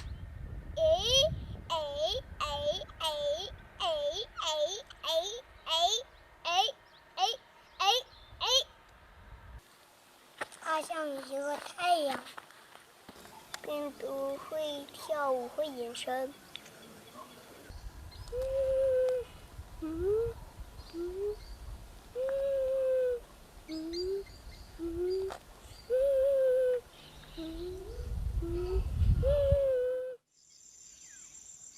So when the time, I never saw this view when I back to the village during the 10 years. This is the first time I saw the summertime and saw the spring, autumn, and Mr. Wu and Xiaobo, they come to the village.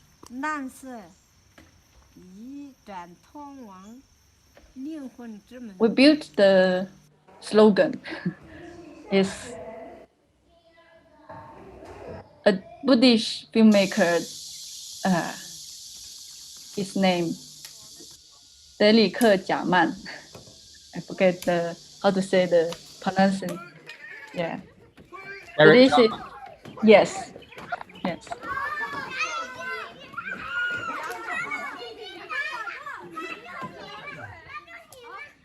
So this is the house right now. Yeah, this is my 2020. And thank you.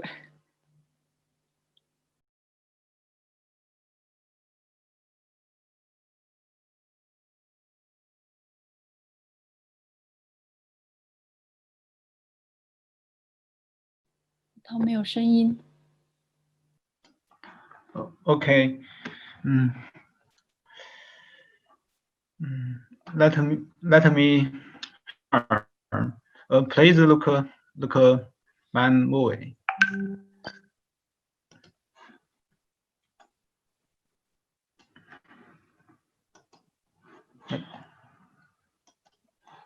Sorry.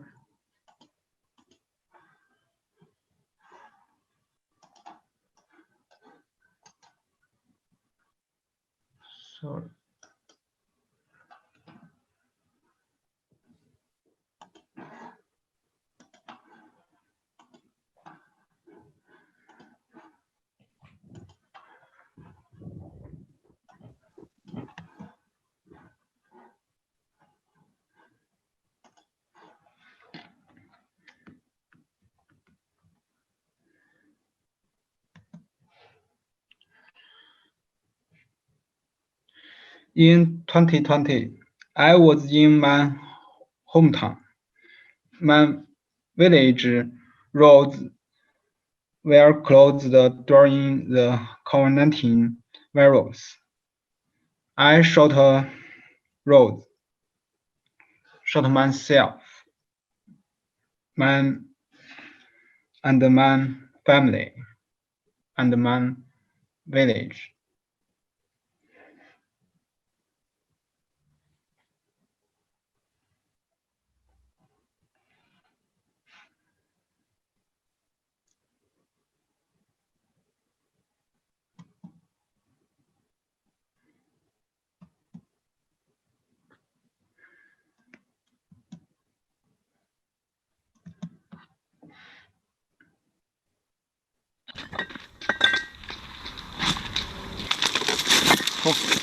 这样。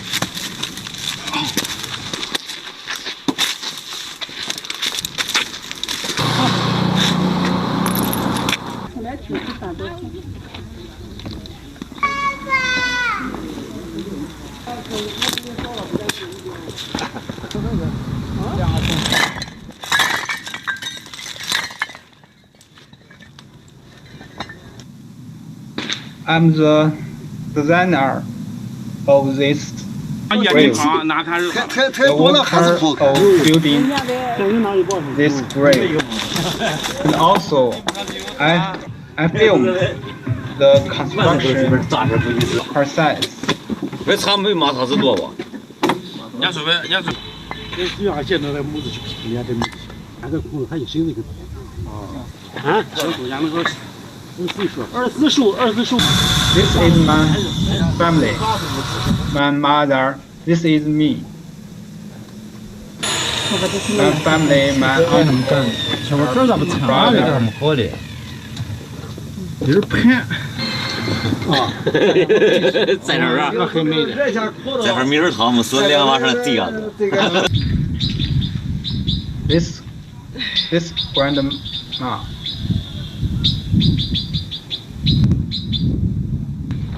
This grandma.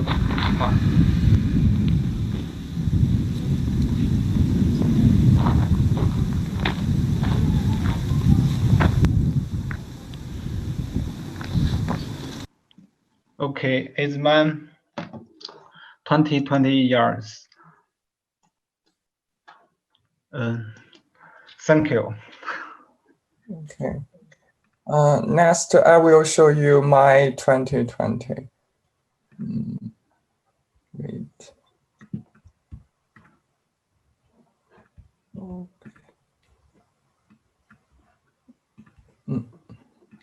We all know what the world is suffering in 2020. No one can escape. My village is without exception. This is a checkpoint at the entrance of the village. Like no one can enter in the village if you don't live in this village. During the epidemic, as a descendant of the village, I was insulated outside the village. When I returned to the village, I continued to pick up the camera and to film in the village. In the meanwhile, I also started to do the online yoga with the group member in 草场地 workstation. 面对面的话呢，这种线上的这种，可能以后我们就会说的星期天是不是隔段时间看我们开始要让这个工作法开始就展开了？怎么做这工作法？ After the village was unblocked, my grandma and I went to visit my great-grandma. My great-grandma is my grandma's mother. She's 104 years old this year.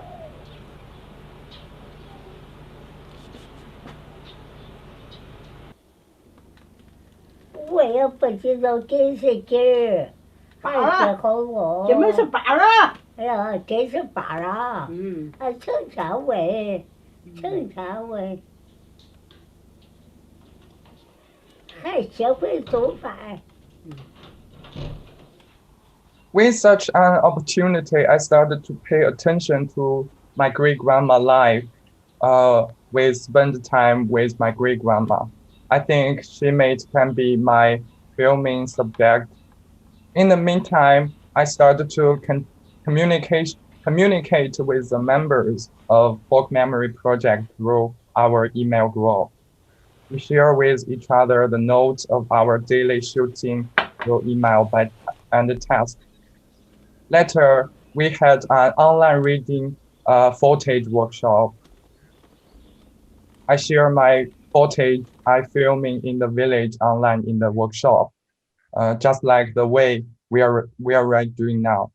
装大车，装煤头，装粪那种木车，一样都装一个牛肚子还，装一个牛肚子，家务还得给他烧米汤，还得打灯，烧米汤煨头锅，那老娘一辈子村里咋着了，到这会儿都没落双响。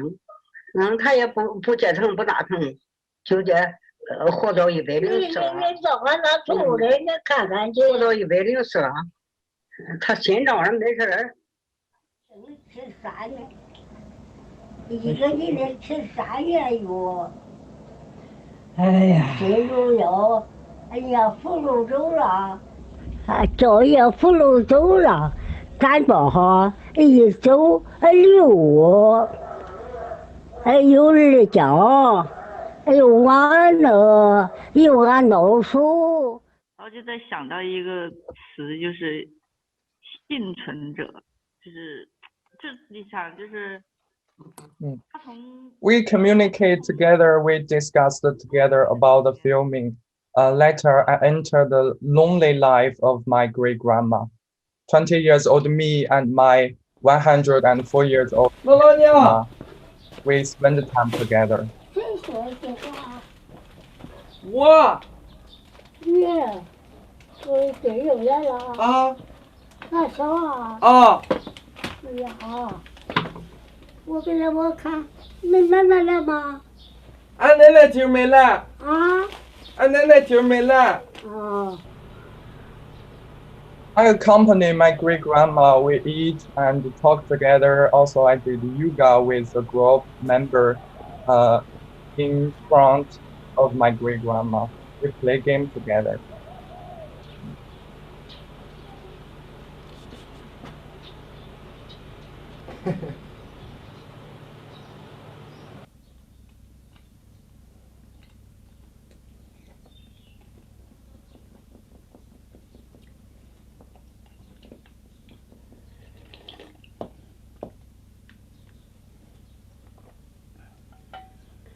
看他了，谁看了？玩不？到今天。玩不？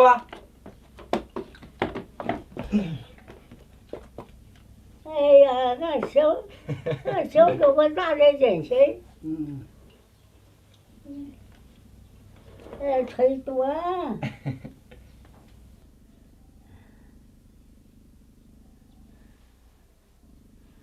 还是。他现在的身体的位置有了变化，对，好，抬起来，身体抬起来。When all around the world in the chaos, I had a short period of time spending together with my great-grandma.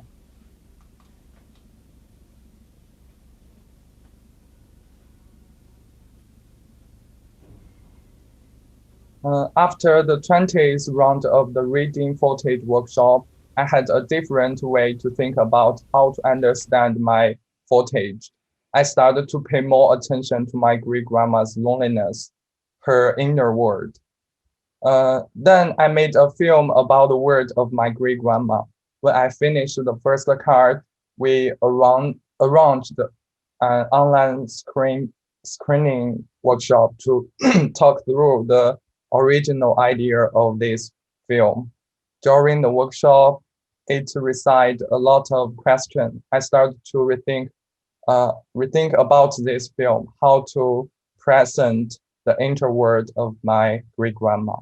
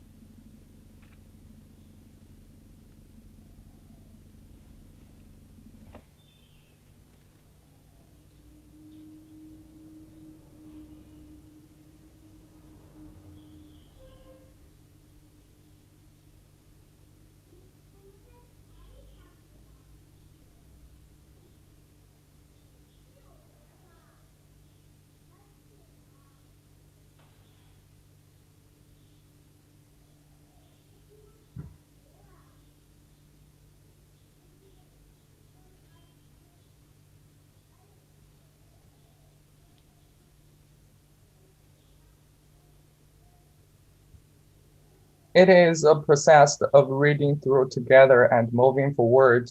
2020, because of virus, we are forced to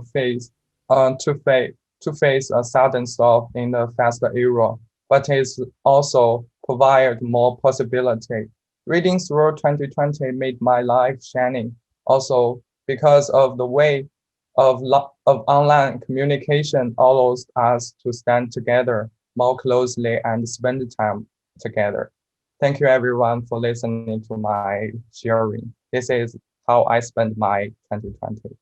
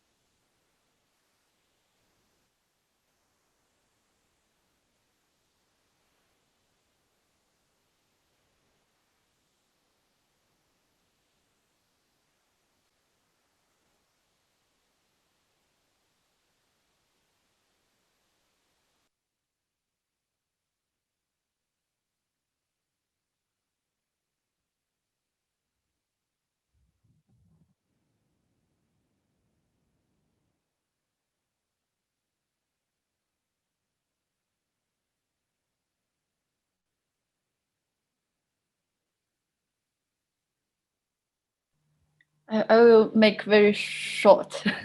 No. Before I just want to say, we're talking about our 2020 experience. Seems like our already back to normal, but we know nothing is can go back to the normal. So because I think we are this year we all experienced this disaster. So the memory project beginning with 16 years before disaster. So every filmmaker, even you are like Wu or like us, Wu has the experience with the hunger, but our young generation, we don't have the memory and physical experience with hunger. How we can understanding with these old people's memories. So how we scare what they feeling the scare they scare and the hunger they hunger.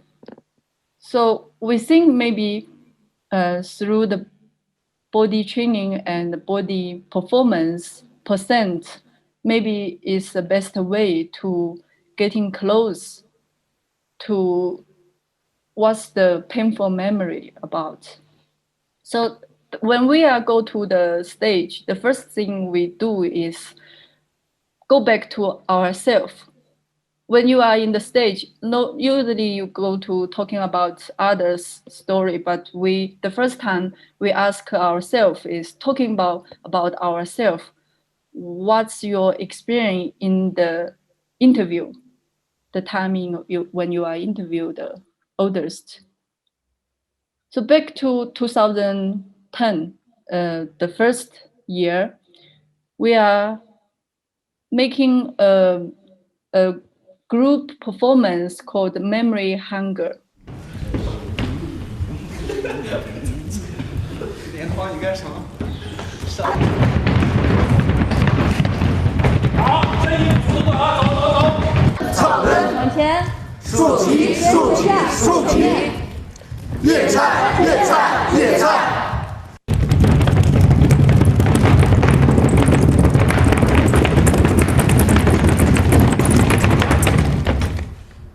我叫邹雪萍，1985年出生，家在山东省滨州市阳信县商店镇邹家村。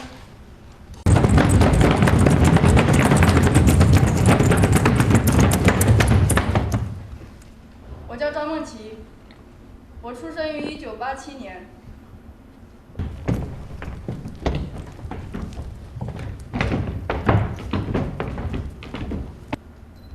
补充。 我第一次知道我爷爷的名字叫贾福奎。补充，我第一次在村子里待这么长时间。补充，我声音说他是饿不死的那个。补充，2010年我第一次回到自己的村子采访老人。补充，我第一次知道我爷爷的名字叫丁明发。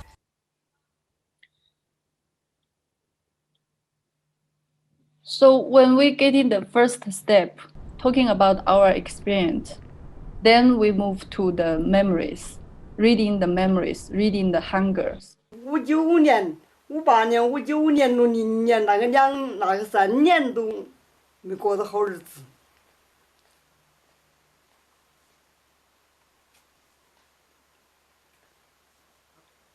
我4万多人。太委。哎呦，没有法了，就是那种我的呢，就是爬不起来了。减肥也不叫吃饱啊。 你人低了，那你不是都低了，钱都都来占回肠子。哎呀，他管他人都没甭说过了，真是饿死光呀！真是饿死光，你给他摘去。那你那孩子饿，他都不会动，他都不碰着我，都觉得掉手上是眼里你给吃了，都饿了，都饿了，那啥都能吃呢，死了给你吃了，那啥也能吃呢，那饿了那真的。 那走路都走不通了，这是59年的，60年也是老子。我哭着说：“哟，你赶紧给我抓了吧，我不想活了，我过不下去了。你赶紧给我抓了，我不过了，我不过了。”啊，吃食堂吃的好几年，我是我的人。下边还有个妹儿是我死的，也是我见过。人都吃那不是正经东西，都得那胖嘛，啊，然后咱有那人都得那浮肿病都胖。吃这个那个都，俺人都过了几年那种日子，别的人孩子们都是饿呀，老年人孩子都是饿浮肿病。吃的点种真大，种真大还吃，那描述一个，从哪人都要吃完。你们呢？我死的。我死的，给他爸爸，啥时候还没有饿死的，都是饿死的，都是饿的。大楼里30座都是住着怪骨，腿都肿多粗，小孩子们那脸从那都肿多粗，活也干不动活了，啥也弄不成了，那命都保不住了。那是59年的生活，59年是最苦那一段生活。We use the body performance. Also, we do a lot of body training, like body workshop, to use body to, like you have your film footage. You also have your body footage. You make your body become your footage. You can use it. You can build it, like building a sculpture or something. So when we talking about the performance experience or theater experience, body experience, actually we use the training as a group, how to say it, because we are all individual in our own land, own village to making our film by ourselves. But the communication with body is much important and much intense as a group. You have to listening others. You have to understanding each others through this body workshop. It's also about that's why the focal memory project always have something with body, with workshop, with yoga, with Zumba, something like this. But in back to the village when we are filming, I think my experience tell me a thing is when you bring the idea or you bring the view of the performance view or how to say it, to thinking about another reality, you will see a different village. So I bring my dance, I bring my body experience to share with the village people, like children and the women. So when I'm dancing with them, I don't think I'm teaching them. We are teaching each other. I showing the way to move, and they showing another world to me, like a very fantastic, very like a mystery things to me. I never saw a reality like this when they are dancing.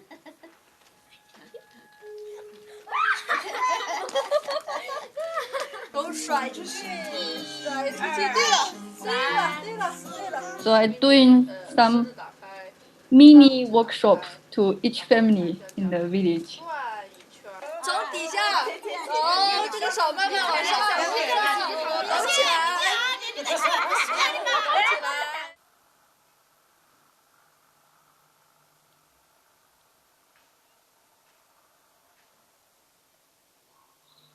I dancing with this old lady. Her name is Lei Xianzhen.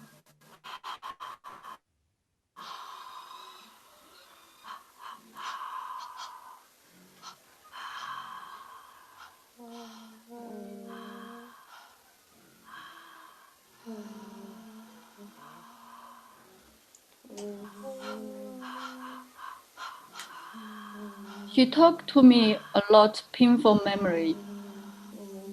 So I listening again about how she suffering with this memory.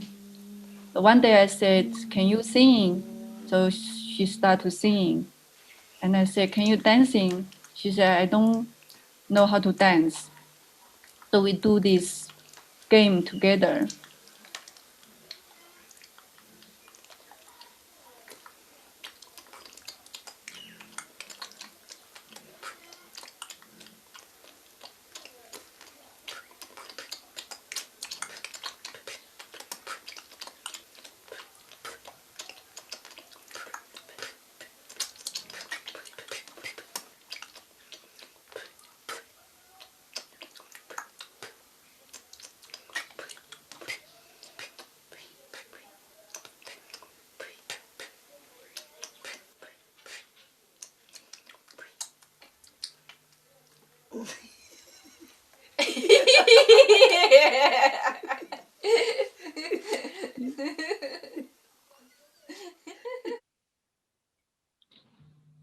Okay, this is what's the experience with performance in our project. Thank you.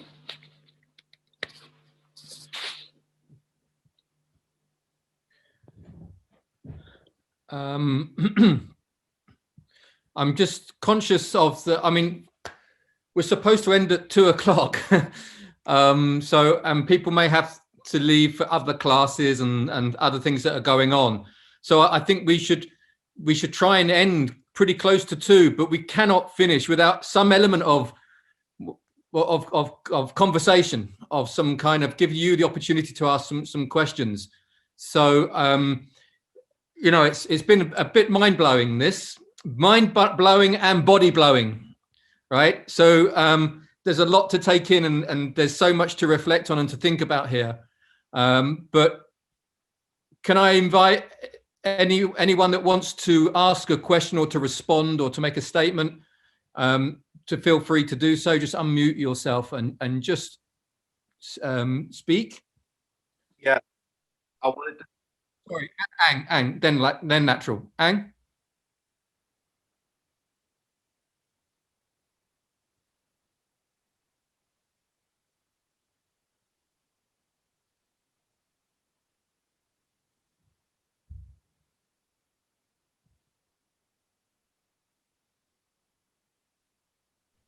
哦，于爽，你跟大家打招呼一下，刚刚在介绍你。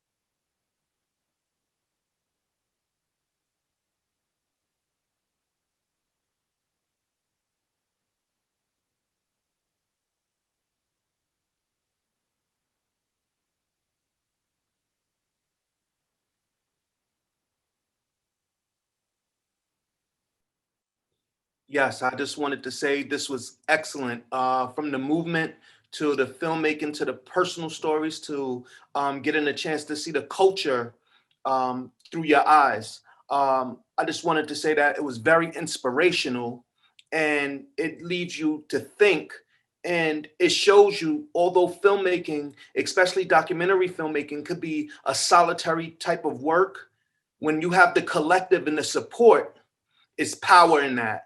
And you guys just showed me the power in having a team and a collective. So I just wanted to commend you all. Great work.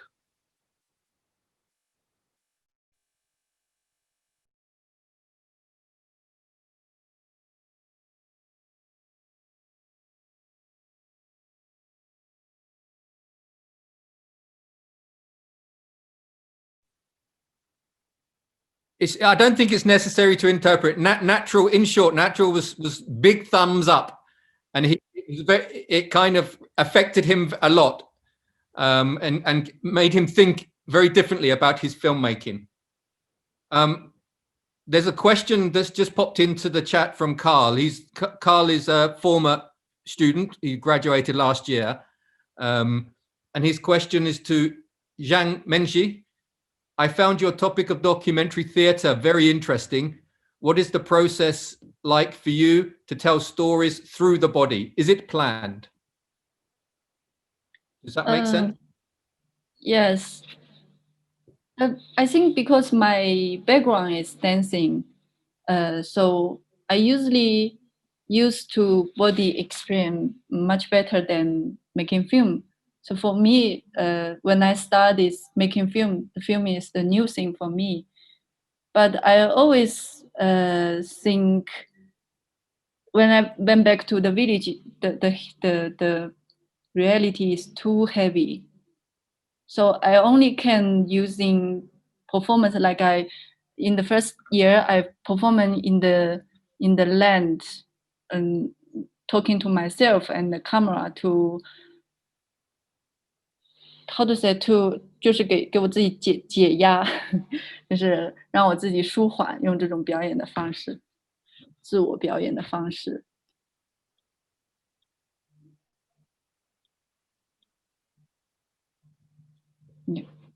So I follow this idea to want to mix performance with reality together to try how far I can go, because I think performance is not only you use a skill to making a better, beautiful film. It's also you can use to bring myself to the other reality or the other view.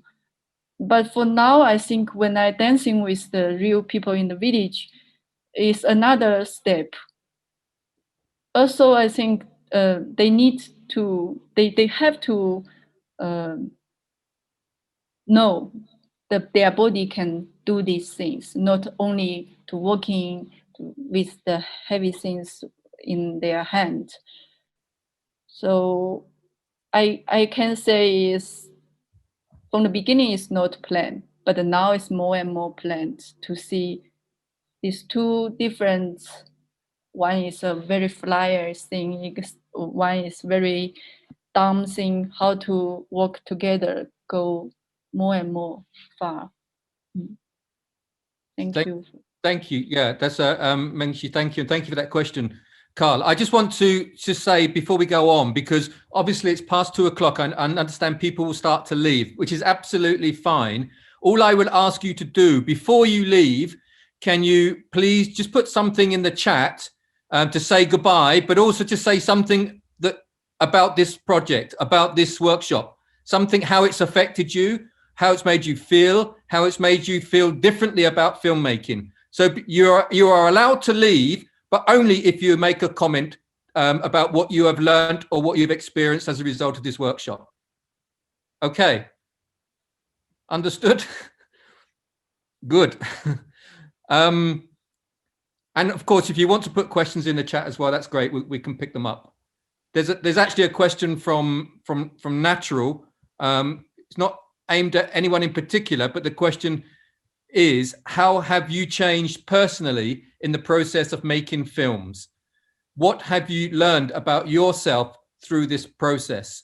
I would really like to put that question to invite anyone to answer from the CCD, but in particular, I'm very interested to know, Mr. Wu, your response to that, because as you said, you're the oldest, and you have radically changed your approach to filmmaking after Fuck Cinema, and then on with the film on your mother.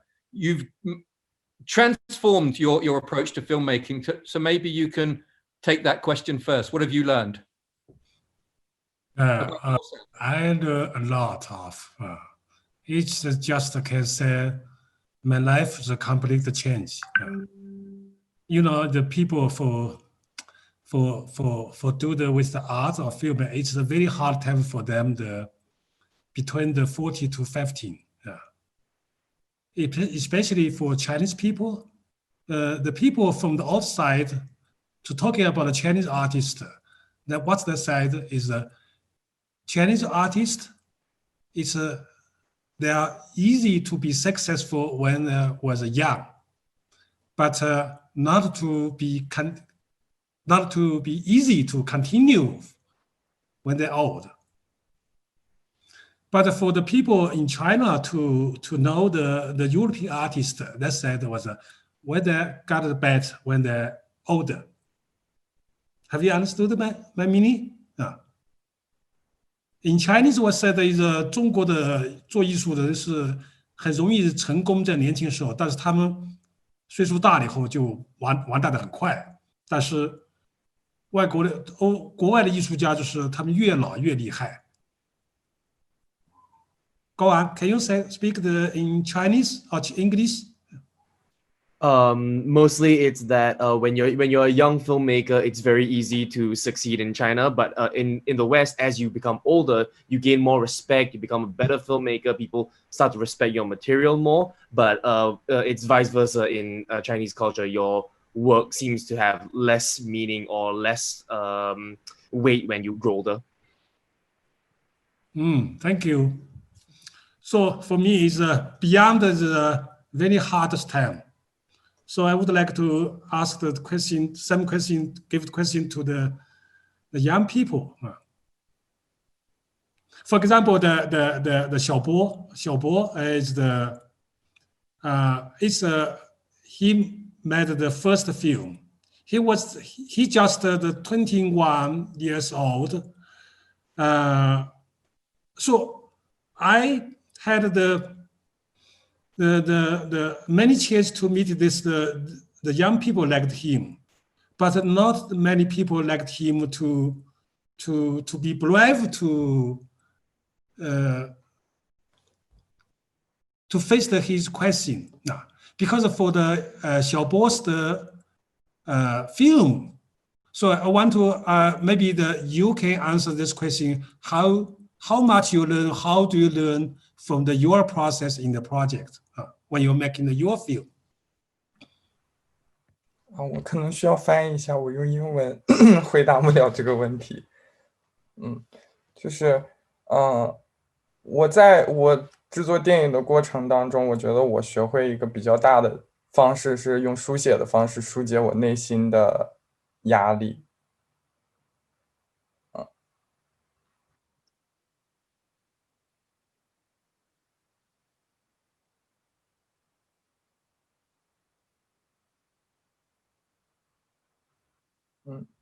然后在拍摄的过程当中，我的书写成为了我整个构建影片的主干，然后也让我切换了一种视角去阅读我的村庄。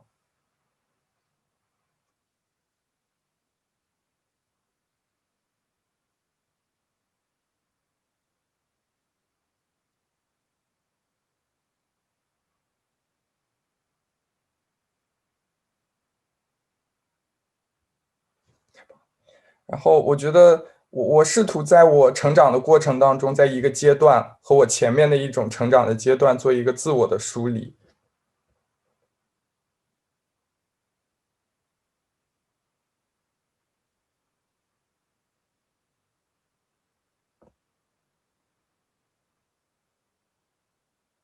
所以我的创作就是我的成长。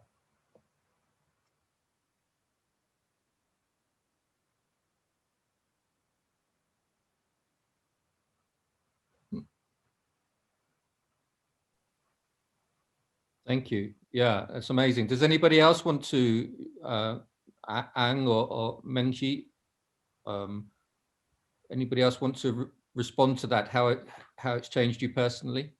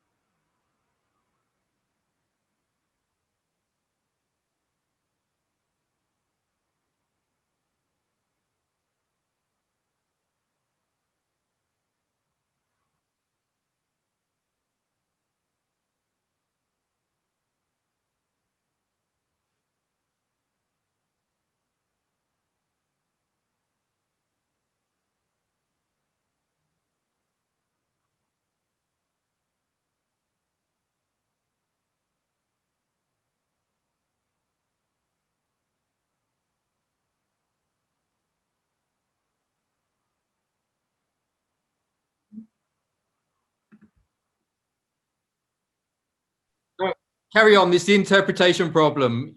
Shang, you carry on. Carry on.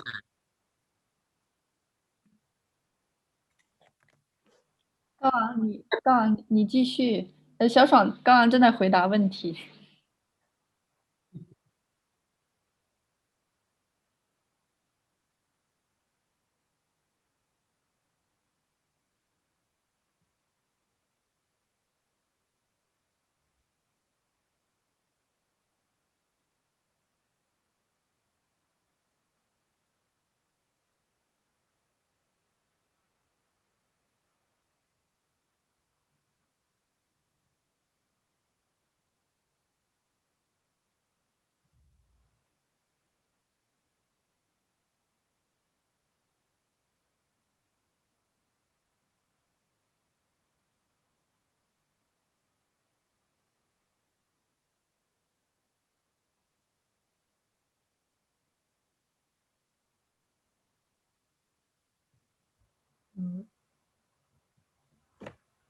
Yeah, there's a question here. Thank you, Ang. I mean, just before we come to that question, I think this is so important, this question, because it's about the relationship between us as individuals and the world, and you know, and our place in it. And it's, you know, it's in Film at Culture Lab, we formulate it in a more abstract way. We talk about filmmaking as a way of being in the world, which recognizes, you know, that you are part of the world, but the world is part of you. And so we have to break down that separation of us as isolated individuals, and there's the world out there. You know, there's you can't separate the two. And I think for filmmaking, the thing is that transition when you move from filmmaking as a profession, or like as Mr. Wu was doing it for the TV, or as, you know, we make a film for somebody or for something, but it's just a product. There's a film out there and it's a job. Filmmaking is not, you become a filmmaker when you move beyond that and it becomes who you are. It becomes part of your identity. It becomes a way in which you make meaning of the world and your place in the world. So I think, you know, that's also the process of the PhD, actually, is to go on that journey of discovery of your place in the world through and using film to do that. So I sometimes I think that people misinterpret the idea of sort of first person filmmaking, or the focus on the self or on the body or on me, as to be about an individualistic understanding, and it's not. And I think that's what's come through really strongly through this workshop, is the way in which actually solo filmmaking reaches its comes to fruition and is most productive when it's part of a collective endeavor, when it's part of a process of, you know, a collective endeavor with other filmmakers, but also a collective endeavor with who you are filming. So I think, you know, this is what's really coming through, I think, very, very strongly. But to move on, there's a question here there's a nice comment from Tom, who's had to leave. Tom is a new PhD student, so that's really good to see that. Then the question from Duncan, who's a former student. He graduated last year. There's Duncan raising his hand. He made a wonderful film on his father, and which became really a film about the relationship between him and his father, a father-son in exploration, a lovely film, made during lockdown. But Duncan's question is question for Hao Yongbu. Sorry for saying that badly. There seems to be a recurring technique used in several of these films, yours in particular, that involves using a projector to shine images onto a screen or onto the filmmaker. It is very striking and an affecting image that really takes you into the mindset of the filmmaker. Does it come from anywhere in particular? I think this is a very good question, because it is a kind of a striking feature of the work that comes out of CCD, the use of projections of the film onto the body of the filmmaker, which you would then film. It's very, very effective. Do you want to talk about that method? 我先来回答嘛。对，我自己在影片中使用重叠的影像的时候，就是有一种想法是要把不同时间的自己并置在同一个画面中。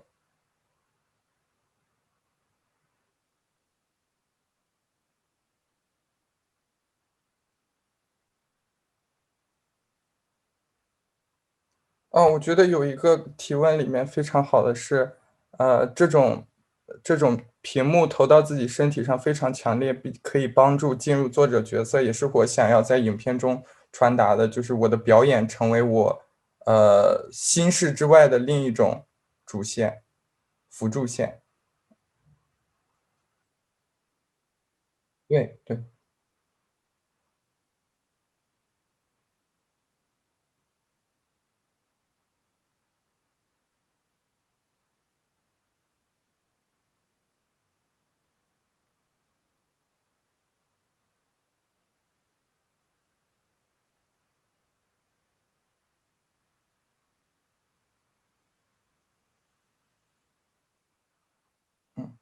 然后那个用投影的方式拍摄，投影到自己的身体上，是因为最早的时候看到了梦琪姐她的作品，她把妈妈的图像那个采访投到自己的身体上，然后后来我就这一点影响了我之后在学校里的影像创作，就是经常会想尝试虚拟的投影影像和真实的身体之间会发生出什么样的，产生什么样的关系。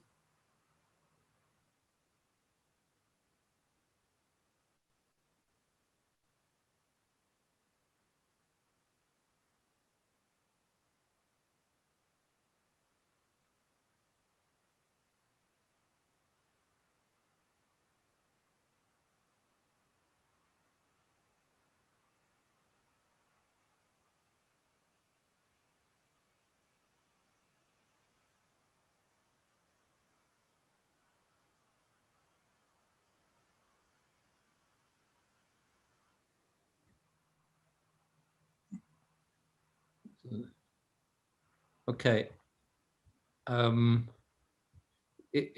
Yeah, that's a really interesting. I think this is emerging as one of the. I don't know if it's distinctive to and unique to you guys, to the CCD, but it certainly it feels very, very innovative, and it's expanding the language, expanding the filmic language, and giving us different ways to express, to explore feelings and emotions.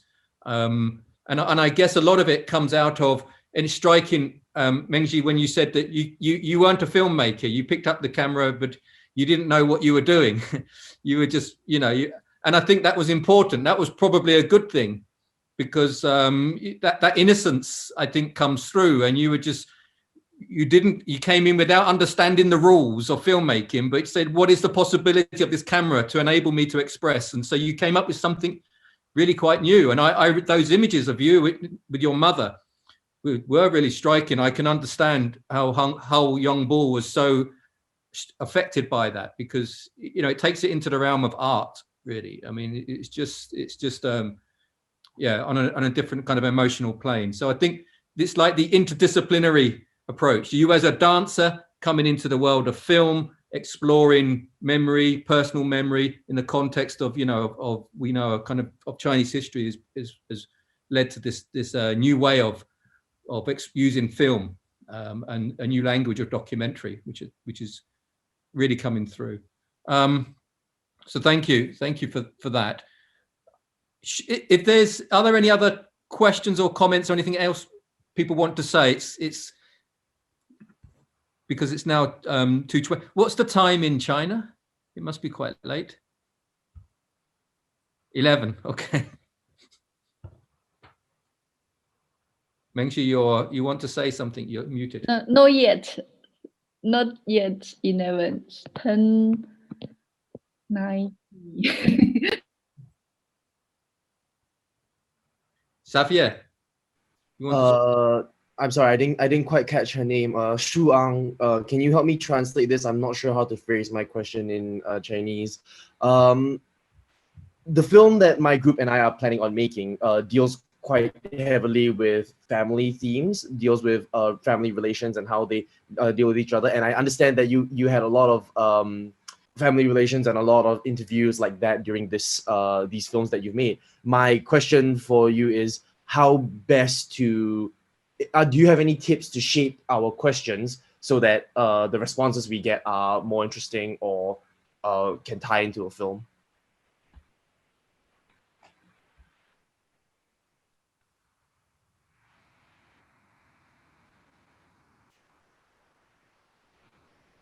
I'm more, yes, kind of. I'm interested in the approach that they had to shaping their questions and what kind of goal they had in mind when they wrote those questions.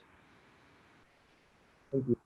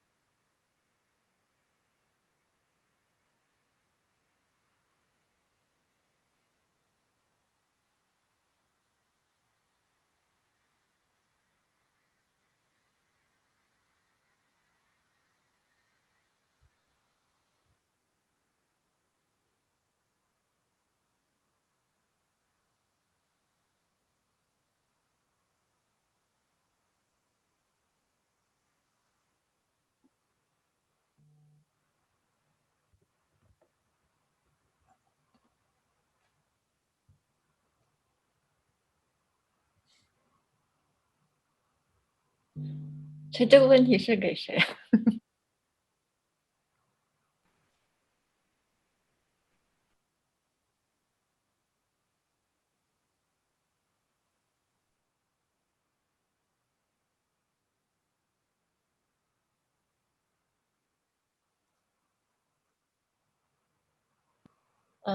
我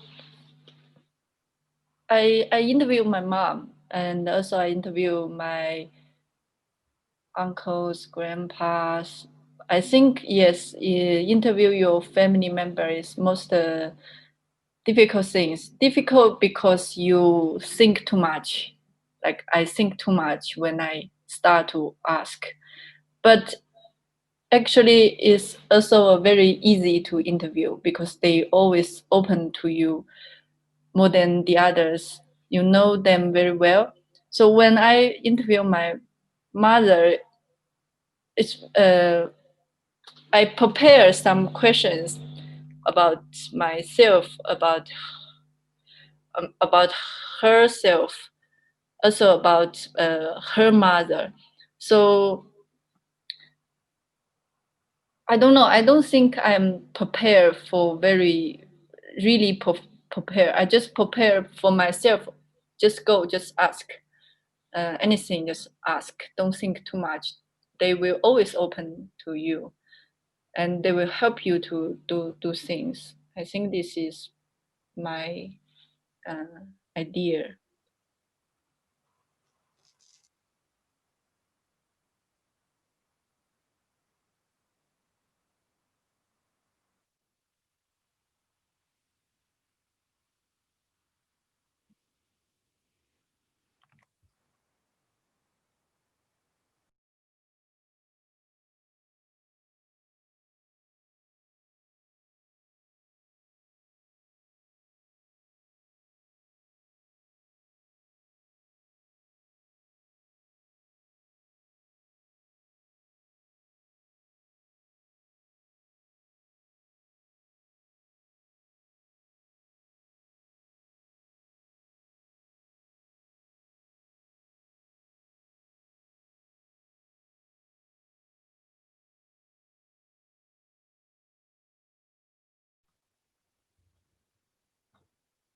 谢谢。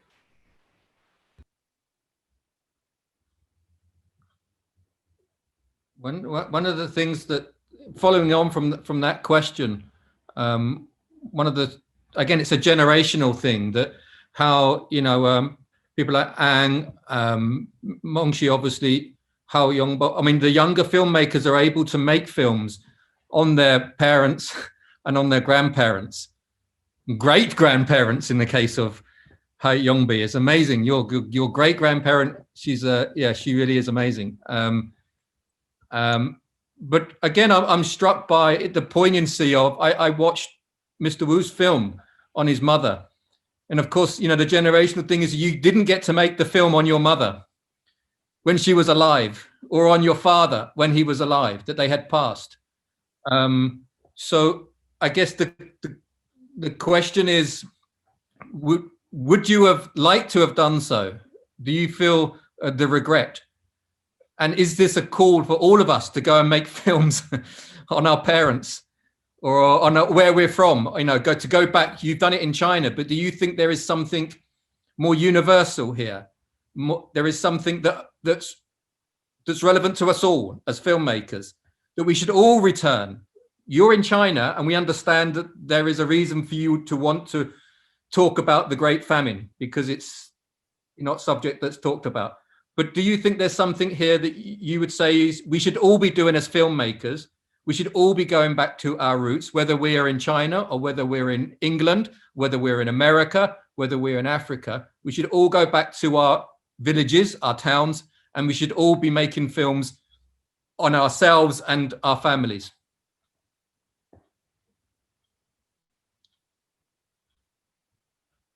That's a question for really for Wu. I mean, can you translate and ask him to respond? Yeah, 小爽。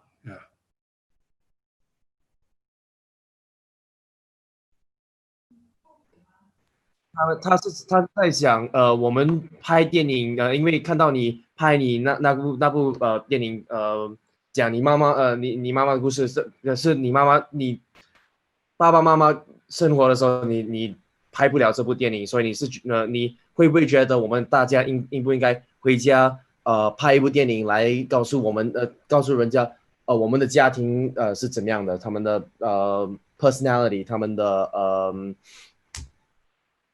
我的华语真的很差，我3年都没有讲了，抱歉。没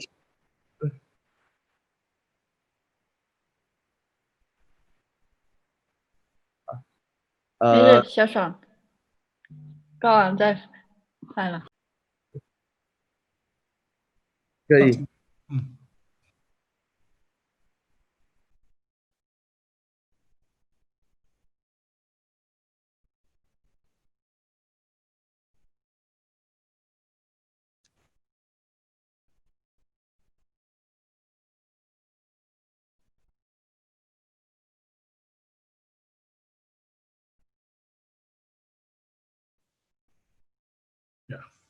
Yeah, no, the Yin is a good person to give the question. Yeah. It's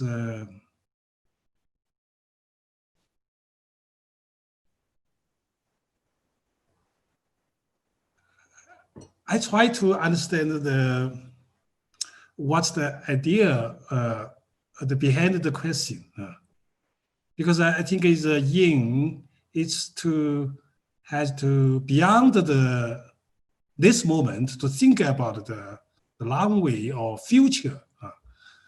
Also, I think I don't have the good answer. Probably it's not to face this question.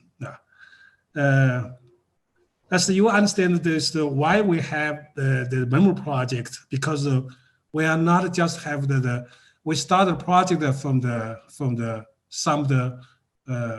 something like the very professional organizer to have the program that used to have the proposal to looking for the funding, to have the system to how to running this work. Like the couple years before, I was the Munich in Germany to give the lecture, the people to give the question to ask me, how about your funding?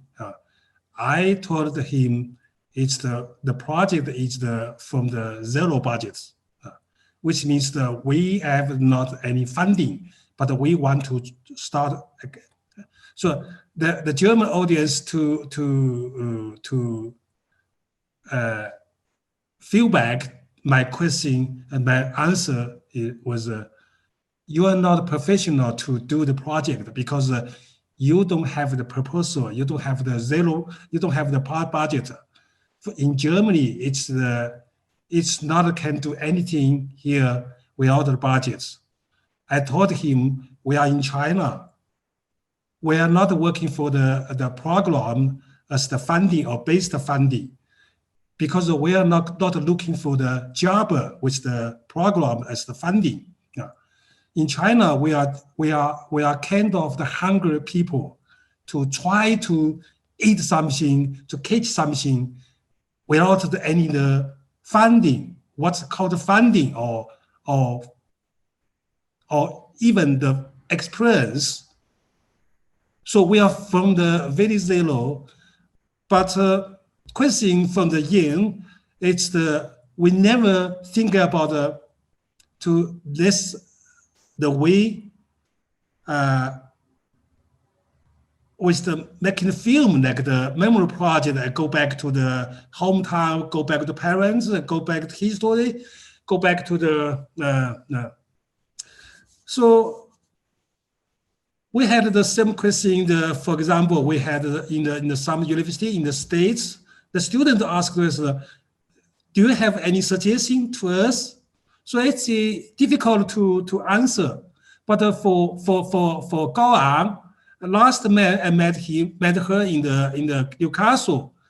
When she told me she had the film in the village, and she said she's interested to communicate with us for the making the film. And I told her, are you interested to go back to village again after your first film finished? Which means that after you had the PhD and you like to go back to the village again.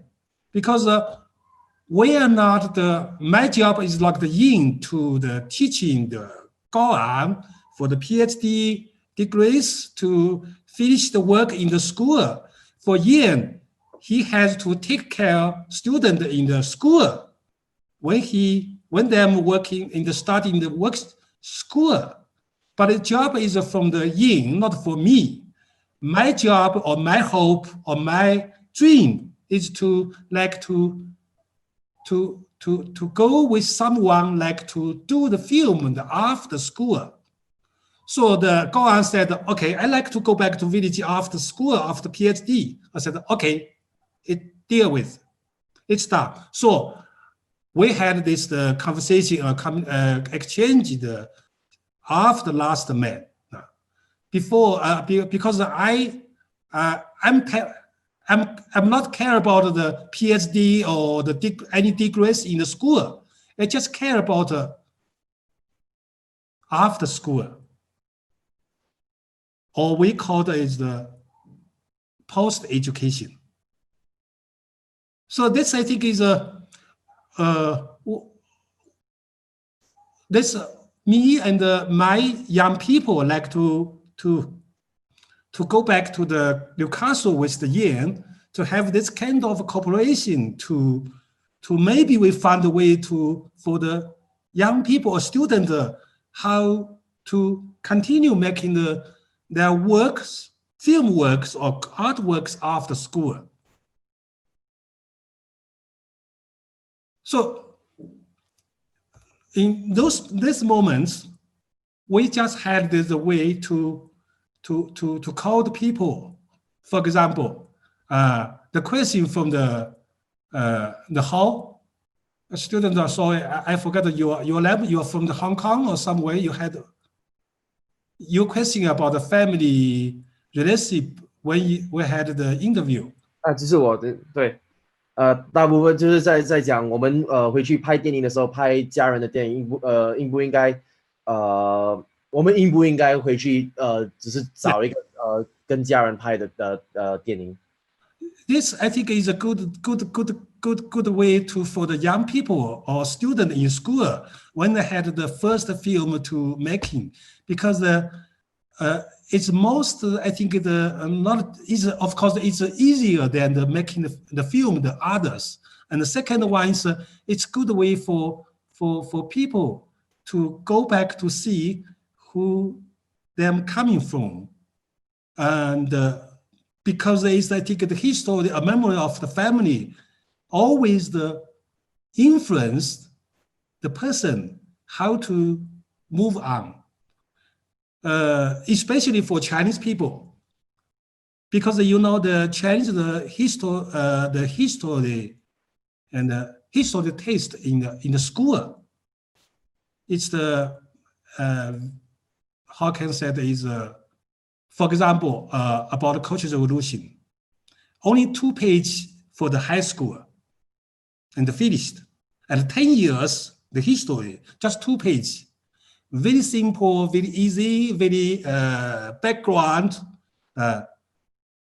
And even now, they want to change the text content in the book, textbook, if they had the chance. So, you know, the history or the memory for the Chinese people always is the new, is empty for the young generation.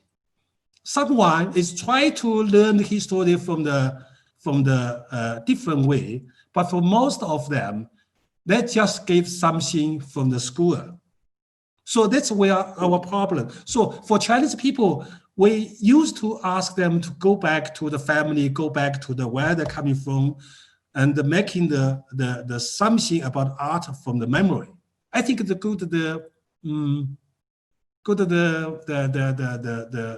beginning. And another the story from the Art, right? The Italia, we are in the city in the Art, not Art, Cagliari. Cagliari in the island, the capital city in the island in the Italia, called Cagliari. We had the workshop for the young artists there in there. So someone said, I'm not interested in go back to the memory because it's not my subject. But someone said, I'm very interested. I'm thinking about this. And then after the school workshop, they came to us to send the film. So I think I'm not sure about the people in the outside of China, for the English people or subway, but for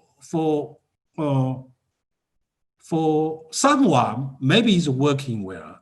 Like the call, I think you are part of Chinese or maybe Hong people. So I think maybe it's for what we call it is like I told myself, I have the very complex family story for myself. But if you said, I don't have so much complex story in my family is simple, easy, happy, okay. You don't want to think about too much about your family, your memory. But myself, I have the so complex story. It's difficult to tell. So even I go back to the history, it's most of them. I think it's 70%, 80% is empty. It's cover. It's the hiding somewhere. So it's become, I think, it's just not just go back to the family story, family history, just go back to the dark part of the history, the family. I think I want to say each family has their own story, has their own background. No any family simple, easy, happiness. Because we're not just go to just the dark, we go back to the who am I? It's very complex the question for everyone. Like the Derek Jarman, it's the filmmaker for the Blue. When you see the film, the Blue, you can see the what's behind the Mr. Jarman.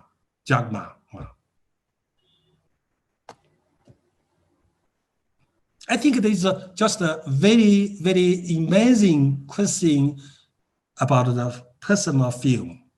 Personal film, I think, is a personal film, personal writing, personal novel. And when you're making the film, like the writing, I think there is you can move to the very personal thinking, working, I think. Sorry, I talk too much.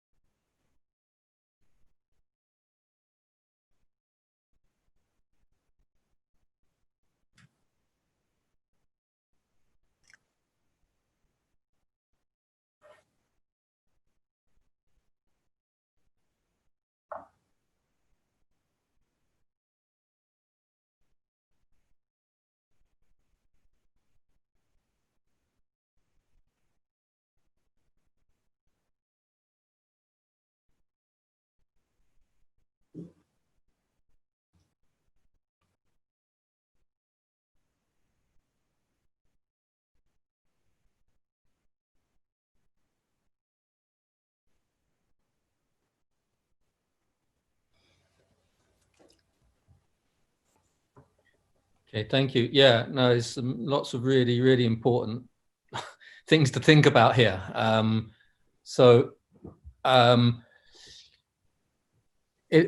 there any other comments or questions that anybody wants to put while we have the opportunity? Because we're there's some comments that's come in from various people that's been put in the chat box about really thanking you for the workshop and how it's kind of widened their understanding, widened their perspective of the possibilities of documentary film. Ang, is that you translating the English to Chinese? So, okay, great. Oh, sorry, Xuan, you're doing that. You're translating. I can see the translation of the comments into. That's nice. What you should do, you know, Carl, if you're still there, Natural, Tom's gone. If I were you, I would take that, because doesn't it look much nicer in Chinese than it does in English? Take it and keep it as a memento. It's a really nice thing to happen. Okay, so I think we should wind up fairly soon, but Savia, I know I've seen your hand raised. But so just to let you know, there's we're going to have to wind up soon. So if you want to ask a question or make a comment, can you do so in the next couple of minutes? Xavier, you want to speak? I just had one more question. Shuang, please help me translate this. It must be very difficult to make a film in China with all of its censorship and restrictions and all these different things that impact your film. How have you, as filmmakers, gotten around that?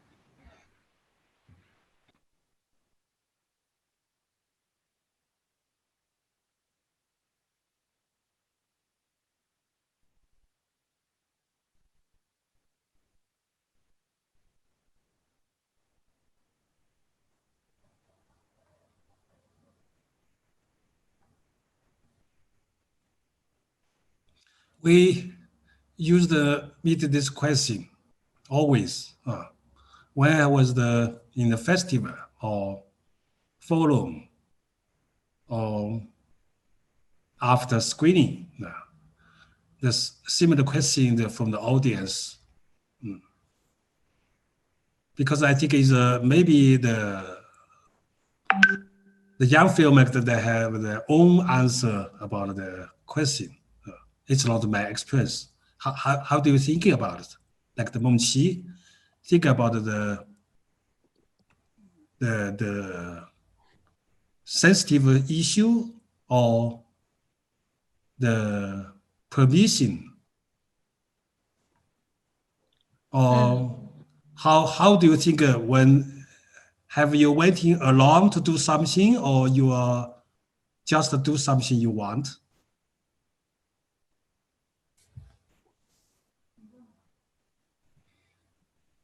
你们自己的回答，这个你们对于这个审查这个许可。My film screening in China, also outside China, but when I screening my film outside of China, always in a real theater or cinema. But in China, I never been showing in any cinema, only in like museum or bookshop, coffee shop, even a small salon, small room. So when you are going, you want to have a big audience, you need to get the Longbiao, the permission from the up. But we don't do this. I want making film, and I will take any chance to show in my film in China, everywhere, even in the school. But I think when people ask me about sensitive, I always come out. When we're talking about sensitive, we always talking about a big things like government, like country, like party or something. But in the memory project, the first censorship is your family. This is why we need to film our family, to break this war in our family. Yeah, I think Xiaobo now he is really faced to this sensitive from the family. So this is a different level of the censorship. And this, I think this family sensitive is more making our members struggling and yeah. But for me, it's I think if I want to do things, I don't scare or care any. There's a question I think follows on from this quite neatly from in the chat from Sogi Xiu Zhao. Oh, thank you. Sorry for my poor English. Maybe I should just use Chinese. 对，那个大家好，对，其实就是我真的很想问关于历史观的这一点，然后关于就是3年饥荒这一点，就是大家参与者就是在参与之后，对于3年饥荒这个历史事件有一个什么新的认识吗？因为就是吴老师他刚刚说的那个中国的历史观，其实我真的很有感触，因为我在日本生活了2年多了，然后在中国我是根本不知道关于那种文化大革命或者是说3年饥荒这种比较黑暗性的历史事件，我都是到了日本之后，很多的信息涌过来，然后我开始知道了有了这些事情，但是在另一方面，我同时感觉到就是西方国家他们对于中国大陆的一个偏见和一种偏见存在里面，所以我经常感到很混乱，就是我应该到底用怎么样的一个形式去认识在中国大陆发生的这些历史事件。所以我觉得当然刚刚也说到，而且我在参加这么多次工作坊之后，我发现其实更多的是关于一个自我探索的问题。当然我在对于就是中国历史事件的一个疑问，其实我觉得另外一种也是一种我自己的探索，因为我现在也真的感到很疑惑。所以我想问，就是现在参与者，就是你们就是在参与了之后，就是采访自己的那些就是亲戚之后，你们对于就是3年饥荒这个历史事件认识有什么变化吗？对。啊，当然还有吴老师，对。Sorry, yeah. It's. For myself, your question is the new idea of the famine or new idea of the history. For me, is because when I back to my village, it's empty. About history in my mind is empty. So for myself, I think I learned the very important thing is not what's right and what's wrong or what's black or what's white. It's about what is history. I don't think history, when we are in the school, you've been told history is about big person, about big things, about the world, about famous things or other things. Nobody tell you the history is about your family, your grandmother's history, your mother's history, yourself's history. So for myself is in the filming, I learned the history is from every person, each person's daily life, each person's speaking, each person's idea, each person's thinking. Even I think maybe some old people, they have, like when I interview about who dying in the village, what's the name and why they are dying, what's the year they are birth and dying.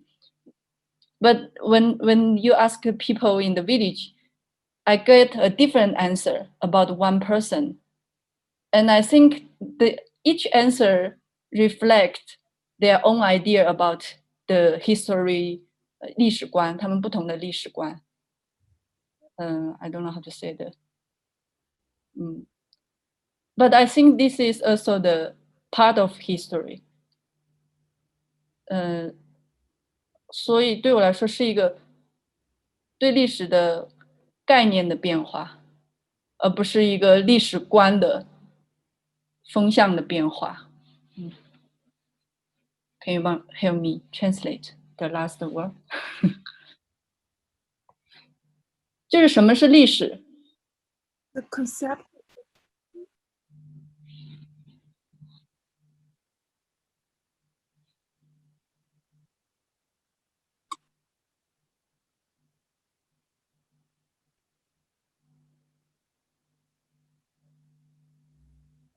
About how much I learned from the project about the history. I think it is most important for me is the memory project. It's always the focus, the ordinary people's memory. Because in China, we talking about history, it's just for the big guy, famous people, or heroes, or kings history, not anything about the ordinary people. For ordinary people that used to hiding somewhere, nobody can find them. So memory project start from the village memory. It means to bring the ordinary people memory to out. So during the 10 years, we had involved about the 219 people to go back to village to.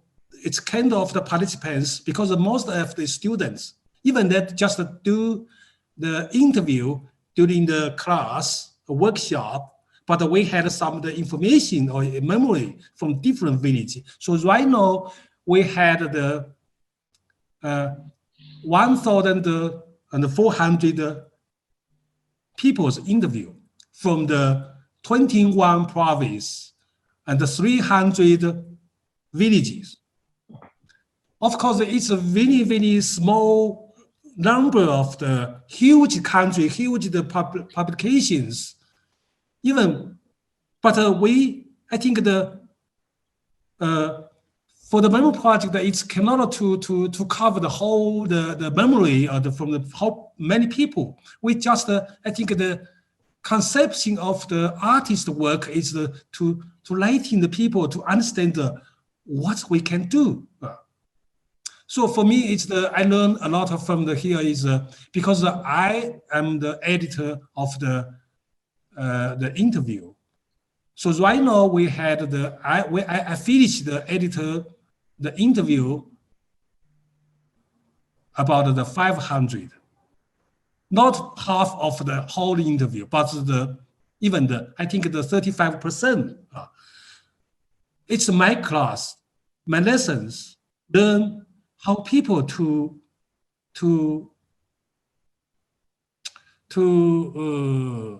I want to like this word 忍受 bear. Yeah. So I really understand what's called the Chinese people. For the 3 years, without the food or just a very limited food, the people can live in, can struggle with this kind of thing. And after this, they had the memory. So when the people ask us is what's they can say, what's their reflection when they go to the interview? I think is most of them, it's really hope to tell their story. The same question from them, are you interested to listen? Are you really want to listen my story about from the great farming? Why they adopt this question? Because nobody to ask them. So for the young people to close the elders people in the village, there was a first surprise first time. And then they said, okay, listen, I tell you. Of course, someone still be careful because they said, it's okay. We can talking about this history. It's no problem. But they really want to open. So I think is the first lesson is for me is understand what's called the Chinese people. From the memory, from the history, from the past of the people, I can understand why the people to coming to know. It's the last generation. For now, I think the Xiaobo, the Mengqi, they are third generation. But after the hungry generation, the grandparent, the father, parents. So we ask them, of course, you have food. You're not starving, but are you hungry in soul, in man, heart, spirit? I think the hungry became the kind of the mental illness. Yeah, it's the. So I think it's in the beginning of the memory project that we give another name of this project called the Hungry Project. We called for us, we are underway for we are hungry. So I think the still for now, I think is the Hungry Project is became another title of the memory project. We always feel the starving for the memory. So that's what I learned. Still now, I think is we did much we can.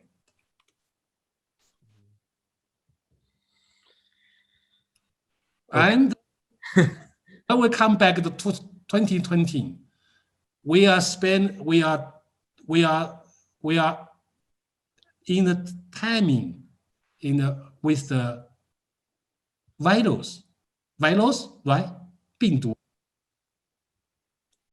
virus became the part of our life, but not just be past, still been. So in China, it's almost became the memory. Memory means it's far away. In Chinese way, we are not used to talking about it, forget about, but we want to get in, to remember, not forget about. So we are reading another theater piece called Reading Venus. Venus not just for the body, but for here as well. That's what I learned from the memory project. So I hope that everyone come with your memory. Thank you so much for I think that's the perfect place to wind up this workshop. It's a 3-hour workshop, and we've gone on for 4 hours, and I feel like we're only halfway through. We're just starting to get going, but unfortunately we have to end it there because other things are going to happen soon. But so obviously people have had to leave, but I think we had around about 40 people here at the beginning, or around the time when during the workshop. So obviously a few people have had to leave, but they've left some really nice comments in the chat, and I will follow it up and get their responses as well. But I just want to say that it has been, this has been great use of technology to bring together people from different parts of the world, and to be able to bring you from China to talk to us about this your approach to filmmaking and the Folk Memory Project. So just really formally to say, I don't need to say it, I know you know it, and it feels a bit formal, but I do want to thank Wu Wengyang, obviously Zhang Mengxi. I want to thank Hu Tao. Hey, Ang, please forgive me. Hu Tao, Hao Yongbo, and I now have a new way of saying it's Gao Ang, Gao Ang. Yes, Ying. Gao Ang. I want to thank you all for brilliant presentations, and for putting this whole thing together. It's been, you've taken us on a real journey, and left us so much to think about. And thank you also to Shuang Yu for joining us, and for the translation, and for everybody else that's been part of this workshop, especially for those that stayed here to the end. Sogi is there, Natural is there, Carl, I don't know if you're there, shout out if you're there, and Duncan. is there as well. So yeah, excellent. Well done, Carl. Okay, so thank you all so much, and we'll stay in touch, obviously, and we must do this again, and we'll find a way to continue to talk and to support the project and to support the filmmaking process. It's been really terrific. So thank you all so much. Round of applause to. Thank you. In just one word, I think my person is really like this. That's the exchange program. I know you are a very open person. So we are here. So we just take this chance as the what we can learn from you. So it's good the conversation to with the project, even 3 hours, 4 hours. But we are very exciting to be here with all of you. Thank you. Thank you so much. Okay, guys. So we'll say goodbye. Bye-bye. Bye-bye. Take care. Bye-bye. Bye-bye. Bye-bye.